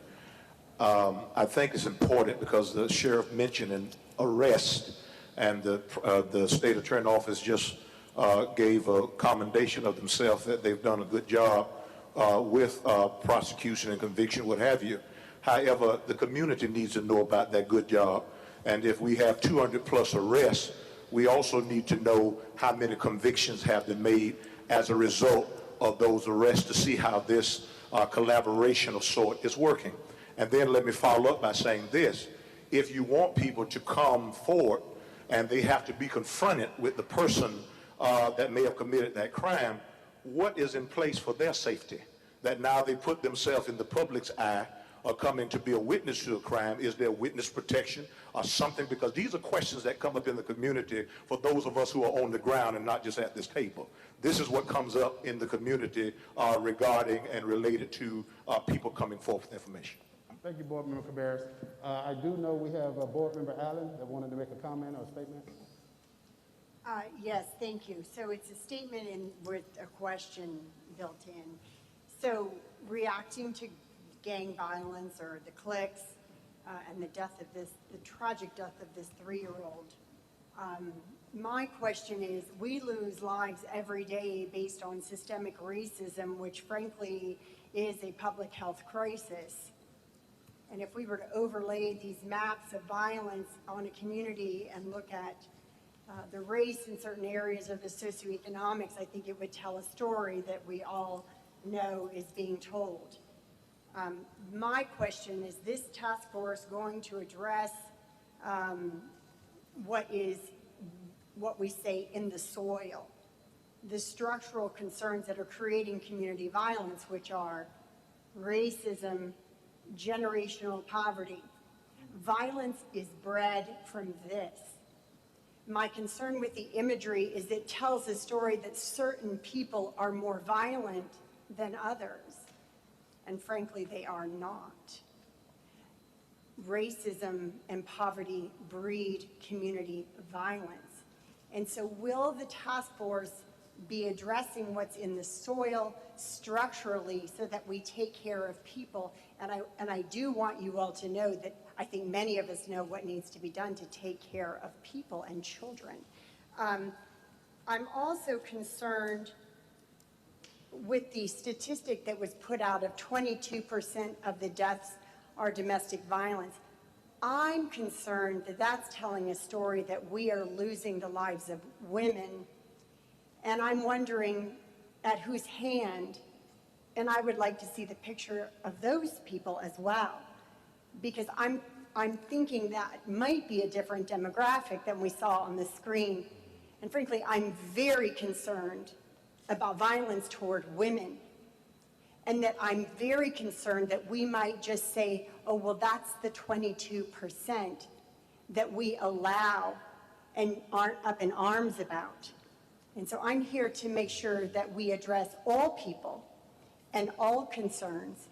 And my plea would be that we consider what is in the soil, and that we address the systems, and that we have a 10-year plan, a long-term plan. Because the tragedy of the loss of this 3-year-old, we're losing 3-year-olds every day unless we address violence and racism as a public health concern. Thank you, board member. Do we have any other comments or statements? I wanted to just respond, if I could, to some of the comments.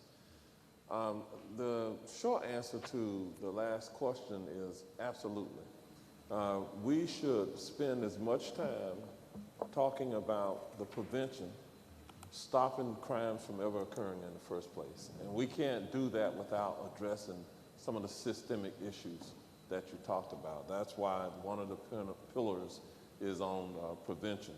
And then we have intervention. You know, once sometimes young people get involved in something that they shouldn't be involved in, we have to intervene. That's why we have gymnasiums like this, where we're intervening in their lives before they get to the point where they find themselves involved in a gang and find themselves getting arrested, or find themselves getting shot or killed or being prosecuted. So unfortunately, when they get involved in violent crime, they do have to be held accountable, and there has to be some prosecution that occurs. So we're not, at least my vision for this task force was not to focus purely on any one of those pillars, but to focus on all of them. And we are hopeful that at the end, you all will come back with some recommendations that will provide appropriate direction and suggestions to those of us who sit in governmental positions, where we may make some decisions about how we fund certain programs within our community using government dollars. But also, the goal is to leverage what we're doing with the private sector. There are things that are going on in our educational systems, and trying to figure out how do we get after it in the short term. Law enforcement may have to do these law enforcement related task forces because they are seeing the violent crime, the gang activity happening right now. But that's a short-term strategy. That is not a long-term strategy. The long-term strategy is investing in early learning and investing in some of the other programs that we have out there to kind of eradicate some of the systemic racism that you may see in a society. So you all are going to have conversations in your subcommittees about all of these issues. I am hopeful that, yes, you will get into the demographics, the victimology, the indicators of who the defendants, the suspects are.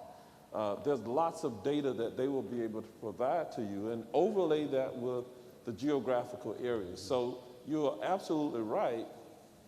What the sheriff and chief have said to you is, when they showed their heat maps, there were areas where violent crime, where homicides occurred all over the county.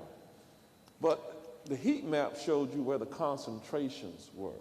So you have to try to understand, why did we have concentrations of violent crime in certain areas, if we're going to address it? And then what happened out on the periphery? Why did it happen out there? And so you're going to look at it holistically. And we do not, I started out by saying that we did not want to make this about a particular neighborhood, although you will not be able to ignore the fact that there are some neighborhoods that are having disproportionate violent crime, because that is what it is. But that does not mean that we want to stigmatize any particular gender, race, geographical area, but within your committee meetings, subcommittee meetings, you're going to talk about all of that. And you're going to have to be frank. You're going to have frank conversations about it. So I encourage, when I see people like the board member, T.J. Legacy, speaking up and saying, this is how I perceive the conversation at this point. All of you are going to have to speak up and not be shy about that. I know he's not going to be shy about it. He's going to speak up when he sees that, and then we will get to, I think, a better result and outcome when that final document is produced that will work as a guideline to all of the different subunits of government that you have here, and perhaps the private sector, where they can look and see, where do we fit in this overall scheme of responding to the issues within our community. So be encouraged. The first meeting is always a bit of a challenge, because we have to have the formal organizational structure. We have to talk about the Sunshine Law. We have to talk about how we organize our subcommittees. But we will get to the real meat, the down and dirty of what we have to talk about. So don't be discouraged that if we haven't gotten to your area yet, we cannot do it all in that first meeting. But it will get there. I trust that you all, we have the type of, I think, passion on this body that we will get to those real heartfelt concerns that you have expressed today. Mr. Mayor, keep in mind that we are blessed to have you in that seat that you sit, because you have a unique experience that no other city or county has. That is, you've been the chief of police. You've been the sheriff. Now you sit in the seat of mayor, which sets you apart and unique in probably all of America. That's a good thing. With that said, I hear you almost creating, or I hear a timeline that I don't know exists, but if you're trying to create recommendations for a community, then I need for you to possibly help us. Do you have in your mind a timeline out of which you want us to do our work, or is there something that you perceive as ongoing, so that we do not find ourselves becoming content in Zion and always talking but never creating? Yes, in terms of timeline, we said 120 days to produce a written report. That does not mean that the work will stop at that point, but there's a certain sense of urgency occurring because we have people dying. And so we did not want to wait a year to get a report, to take some definitive action in a timely manner.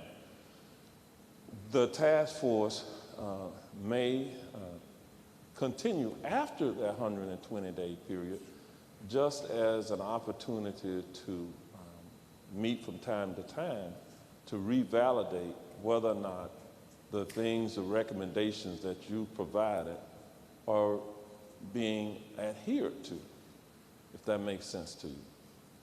And which is what we do with many of our other task forces. They meet, they produce a document, and then occasionally they come back and they meet again to make certain that we are being held accountable for what we said we would do. Okay, we have a question in the back, a statement. Yes, so an overarching thing that I kept hearing when a lot of people were voicing their concerns were that, that representation mattered, but more importantly, accurate representation mattered.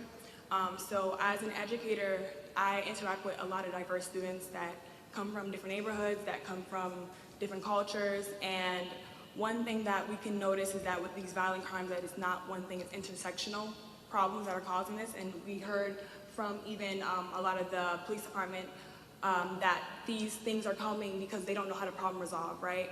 And I heard the insertion of community policing as a strategy that they were utilizing in some neighborhoods. But my concern is that with community policing, it's only going to be effective in communities that are willing to participate with that. And there has to be a healthy relationship between the law enforcement and the community members. So my question is, if there is an inaccurate representation that the community members may feel, that they may feel like they're being, targeted or whatever in that case, is there something already been put in place that they're doing when they're going into these neighborhoods beyond just community policing that is involving more of an engagement to create that relationship, that bond, and that trust, so that they also then do speak up when it comes to coming to a conviction? So they don't just have a tip and now they're coming and actually making sure they feel safe, and they're feeling like not only are you trying to protect us and make sure there's no more crime, but there's also going to be a step after that to make sure that something doesn't happen to me or my family members if I do step up and work with you. If I may, Sheriff, first, one message that we always deliver when we address the community is that it's not a community problem. It's usually a house or an individual or individuals within that community. And I think we need to do a better job of projecting that, but we're fighting with social media that is constantly depicting something totally contrary to what we're trying to say, is also putting us at odds with the community often. But you're absolutely right. It's not the community that's an issue. It's a certain individual or certain locations within that community, and until we convince our citizens that they have the power to move mountains, to be able to move a cause so that we can eliminate those elements from those communities that are affected by their actions, I think that's when we're going to make the most progress. But you're absolutely right. And Chief Rolone covered it well, but I would just add that community policing is not a program, it's a philosophy. And like I said, both agencies can spend hours, and maybe one of the future meetings in the law enforcement subcommittee, we can explain what we do to build and gain trust. And I believe, so I've been in law enforcement in this community for 30 years, and no one does it better than the Orange County Sheriff's Office and the Orlando Police Department. I'm on the board of directors for the International Association of Chiefs of Police, so I get to see what other agencies are doing across the country. And although there is certainly room for improvement to continue to build trust in those relationships, we do those things every day through all of our different things. And our message to our deputies and officers is, talk to our residents, talk to our youth especially, and start building those relationships early. And we do have success stories of kids and young men and young women from our area who gave us information because of a relationship. I wish that would happen more, but we do have a lot of success stories. And I will say, I did focus on those 3 cases because they're horrific and tragic cases, a 3-year-old being killed and some of the frustration of not getting crime line tips. But most of our homicides in this community are solved because we got information from a resident. And it's not only that we need them to testify. A lot of times they can just give us a name and we can go from there, or they can give us the location of the firearm, or they give us the location of the stolen vehicle that was used in the crime. But a lot of those success stories are because of relationships that have been built for years with our gang units, with our neighborhood patrol units, with our community-oriented policing units, and just regular deputies and officers on the street. And certainly there is room for improvement, and we endeavor to do that to continue to build trust in our communities. Mr. Co-Chair, may I just, Mr. Scott asked it, and I think Ms. Love asked it as well, but I do want to update as much as I can. I do know the last session, there was a discussion in the legislative session of protection for people who testify. It has not passed, but I think that may be something that this task force can discuss with one of the members of the House and or Senate to possibly revisit that, because I do think that protective measures is something that is important, and we can ignore the question when being asked, or we can do something about it and lay it on the table. That may be one of the suggestions that come out of this, is to move some legislation in order to get protection for the community, because they need it. Thank you. Yeah, Mr. Chairman, Reverend Salguero over here. Just a few things, I think procedurally. I hear a lot about intersectionality, and I couldn't agree more. I think there's a lot of echo. I think one of the frustrations of an early meeting, Mr. Mayor, as you highlight, is that we got a sliver of the multiple systems. We mostly heard law enforcement and to some degree a little bit of the criminal justice system. And so some of us who are new to these conversations at this level, we may be on the ground, we would need much more information so we're not making recommendations that are redundant, i.e., what is being done under domestic violence, i.e., what is the level of conversations and partnerships between the sheriff and the police department and local education and OCPS, i.e., what is the interaction and training between mental health care professionals and the sheriff's department.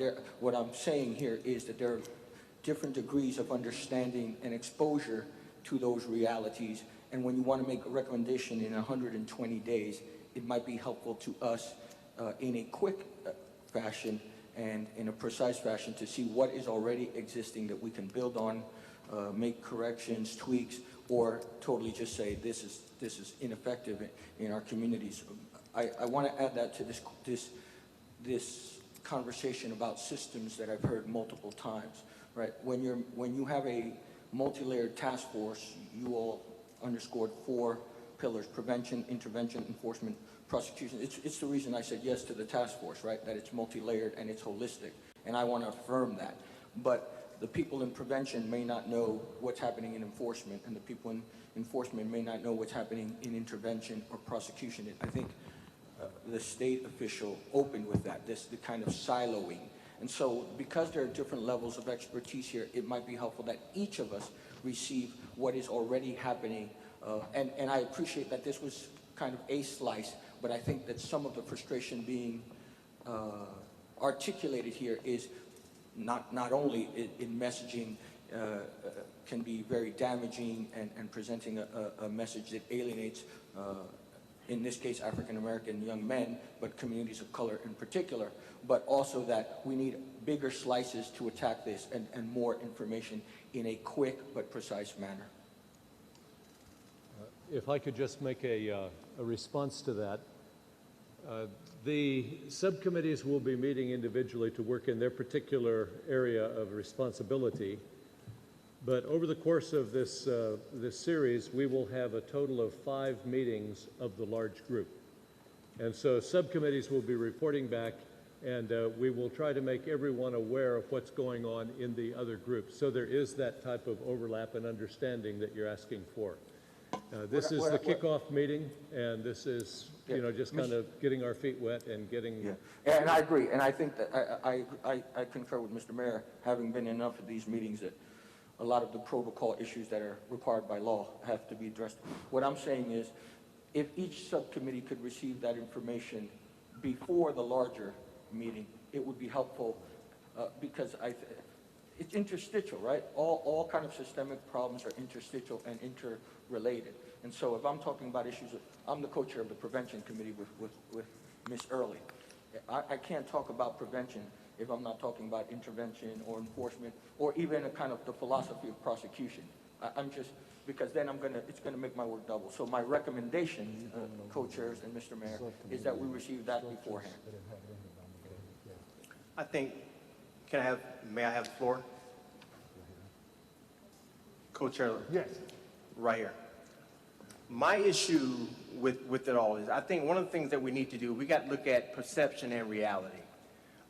When I saw the Sheriff's Office presentation along with OPD, what I saw was 2 high-profile homicides recently that occurred that is the foundation of why we're here today.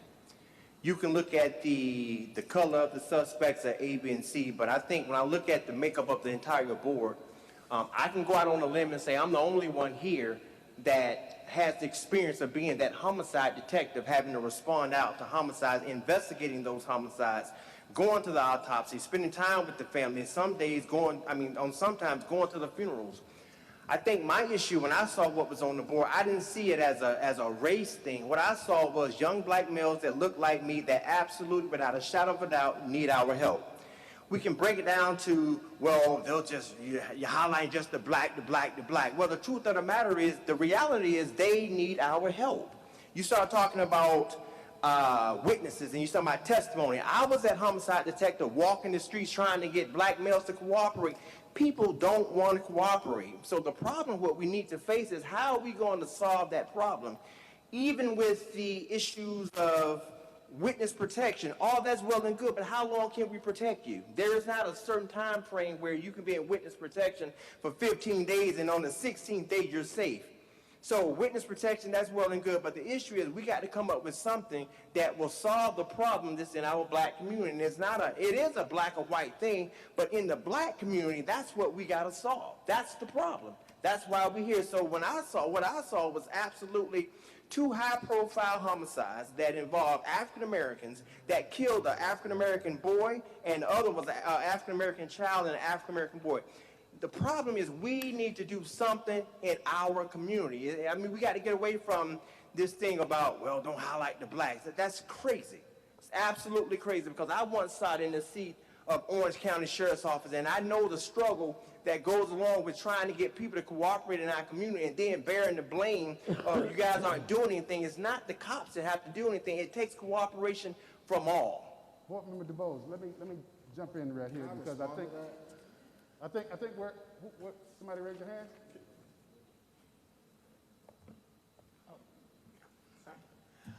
I just think that that overall this task force needs to target is fear. Like these people every day they want. I know in the beginning people say need to stop looking over their shoulders, and I agree. No matter what race or where you come from, no matter all people, we need to get rid of that fear of people walking down the streets, get rid of the gun violence, and we need to come as a task force to just target that fear, because that's what people are possibly doing these violent crimes because they're scared. And with the witness protection, I think that's a great idea, because people sometimes are too afraid to say something to the crime tips just because they're scared of what's going to happen if they say something. And I would very much like to work with something about protection services, but I agree we just need to get rid of fear overall with this whole task force. Let me do this, please. We're talking about structure of the task force. And I think it's important that the entire task force board know, and it's in your booklets as well, but the kind of conversation that we're having here today, we need to have those same conversations in those subcommittees, and we're singing Kumbaya, we're not getting anything done. So with those task force subcommittees, we have the prevention subcommittee, and all of this information is in your book, but I think the other piece, and Pastor Gabriel mentioned it, everything that's discussed in each one of those subcommittees is going to be communicated to all of the board members in real time. So I want to repeat that. But in addition to that, and I want to go over the task force goals and objectives so that we're on the same sheet of music. But in addition to that, if there's not something that is identified here, we need to know. We need to know. So if my co-chair will assist me, the first objective is to review the state and local data on gun violence and violent crimes. Okay, and the second one, examine youth and young adult risk and protective factors associated with gun violence and violent crime. Research evidence-based programs and best practices that prevent and reduce gun violence and that have empirical data that we're making a difference.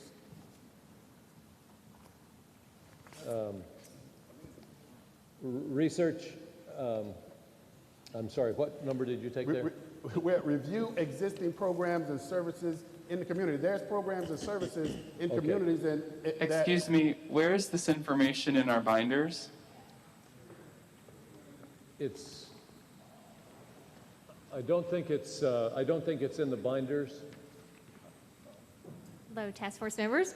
We will be sending that out to you, so you'll get these broad-based objectives, because that will be something you'll look at as you begin your subcommittee work.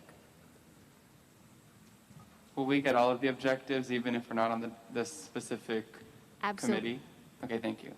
Absolutely. You'll also be noticed on all subcommittee meetings. So I know you all have assigned subcommittee, but you'll be more than welcome to serve on as many of those as you have the time to do. Thank you. May I just ask a question, please? Thank you. I just cannot emphasize enough how important it is to really include and focus on domestic violence.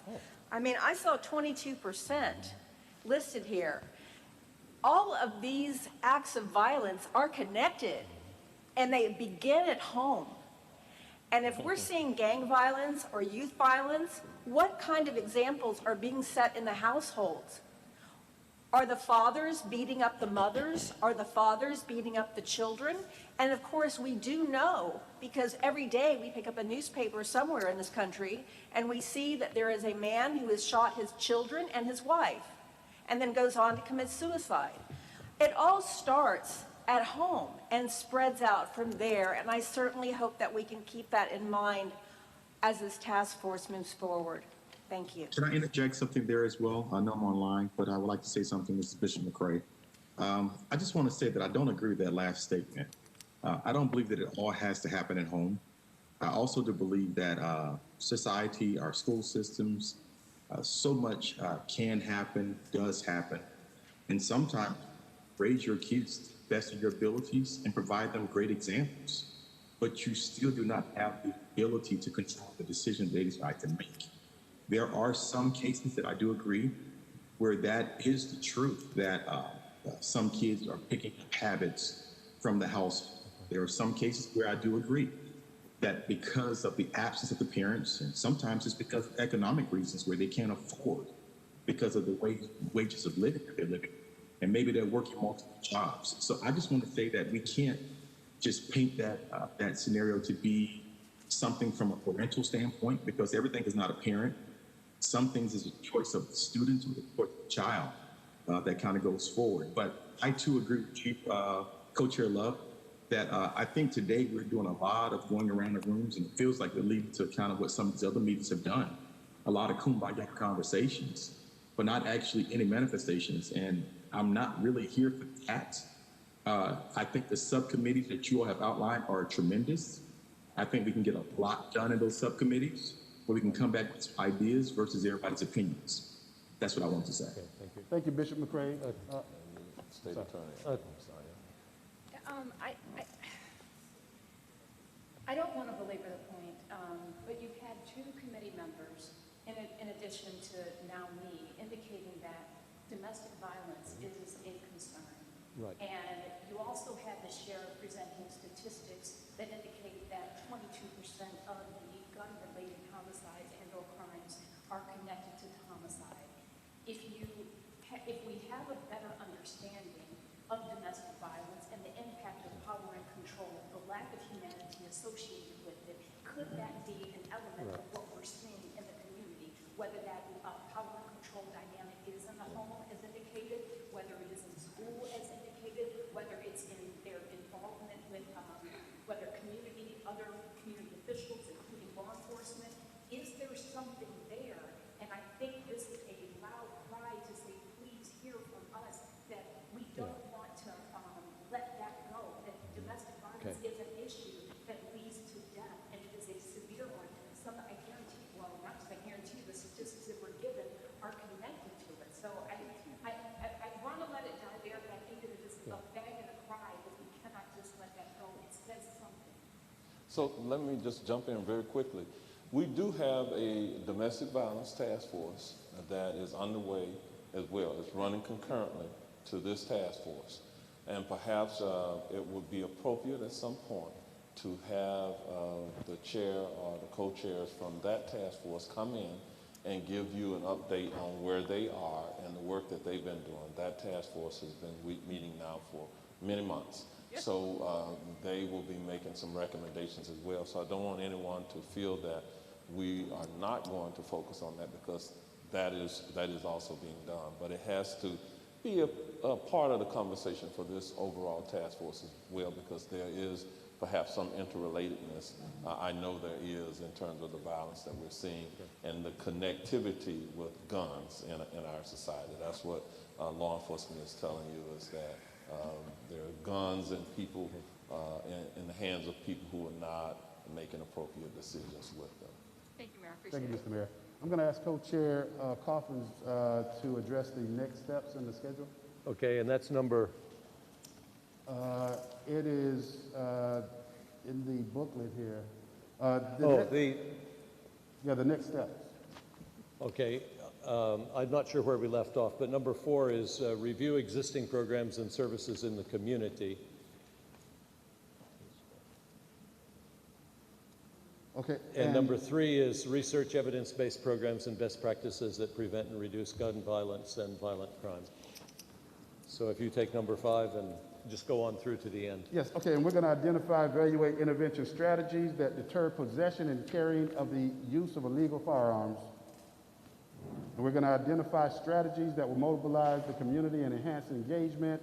And last but not least, and again, this continues to be expansive, expand prosecution of gun violence and violence crimes. And Chair Coffin, I'm going to ask if you will go to the next step in your schedule book to identify our schedule as well. Okay. The next meeting of the large group will be on December 9 at 9 a.m., 10 a.m. to 12 noon. December 9 from 10 a.m. to 12 noon. The place will be announced. We don't know the venue at this point, but that's when it will be.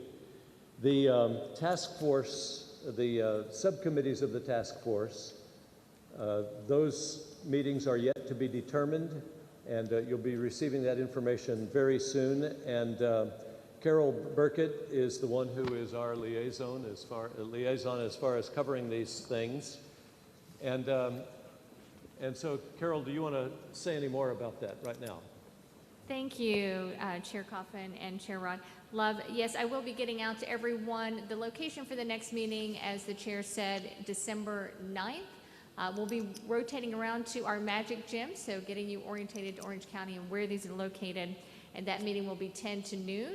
You have in your packet which subcommittees you're on. You're also going to see staff leads, and they're in the back of our room today, that are going to be working with those subcommittees, and will work with the co-chairs that have agreed to serve and give their time to schedule those as quickly as possible, get those publicly noticed, and all of that information will be given to you all. It also can be found on the County Citizen Safety Task Force webpage, and I believe, Chair Coffin, you have that information? Yes, the webpage address, if you'd like to jot this down, is ocfl.net/safety task force. And that's the webpage. And also, if you'd like to make any suggestions, for example, some of the things that have been suggested here, if you'd like to reinforce that or add to that, you can do that. There's a special email address that's set up, and this is citizensafety@ocfl.net.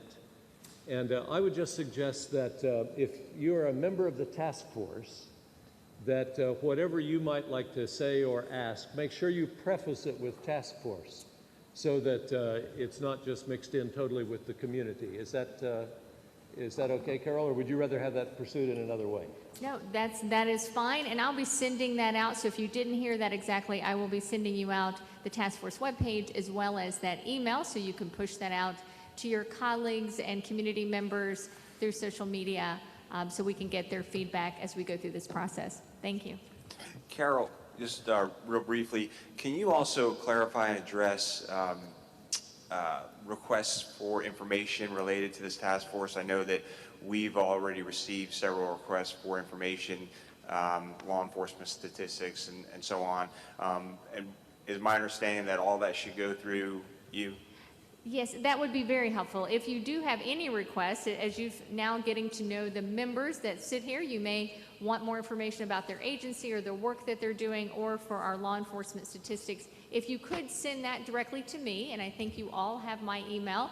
I'm also in the back tab of your binder, carol.burkett@ocfl.net. So you can reach out to me via email or phone, and then just to stay in the sunshine, everything that I receive, I will push out to all the members. So it may be one member asking for information, but in turn, all of that information will be submitted to everyone. So thank you, Sheriff, for mentioning that, and just please feel free to send those requests to me. Yes, this is Patricia Rump. Thank you. I accepted the responsibility as being a co-chair, and I'm looking at the list, and I recognize only 2 names on the list. So if you're on the enforcement committee, I'm Patricia. If you have a moment after we meet, can I just see your face and see who I'll be working with? That'd be great. Okay. Thank you. Okay, thank you. Mr. Love, right here. Mr. Pastor Gray. Is that the committee I'm supposed to be on? Because I don't see, you told me where I'm supposed to be, but I don't see that. Pastor Gray, you are on you're the co-chair of Enforcement. Okay. Yes. So you're going to force me to put up with Patricia. That's going to be good. Hey, thank you, Pastor Gray. Thank you, Pastor. To everybody here, thank you for engaging in this process. But as you can see, this process is not going to be an easy process for any of us. So continue to raise your voices, be engaged, and in the end, the product that we receive is going to be something that we can all be proud of. Mr. Mayor, I'm going to... Well, I'm going to depend on you, the citizens, to help drive the issues, and I know that we will end up with something that it is that you want to do. So this is being chaired by citizens from our community, and it is citizen-driven all the way. So thank you all very much for your willingness to roll up your sleeves. The easy part happened today. The hard part will happen going forward. Thank you, Mr. Mayor. This meeting. Oh, no, this is your okay. Again, we'd like to thank all of you for coming, and we thank you for your participation, and particularly your participation in the subcommittees, because that's where much of the hardest work will get done. Thank you, and we'll look forward to seeing you in a month, big meeting, and subcommittees in between. As much as I like to eat.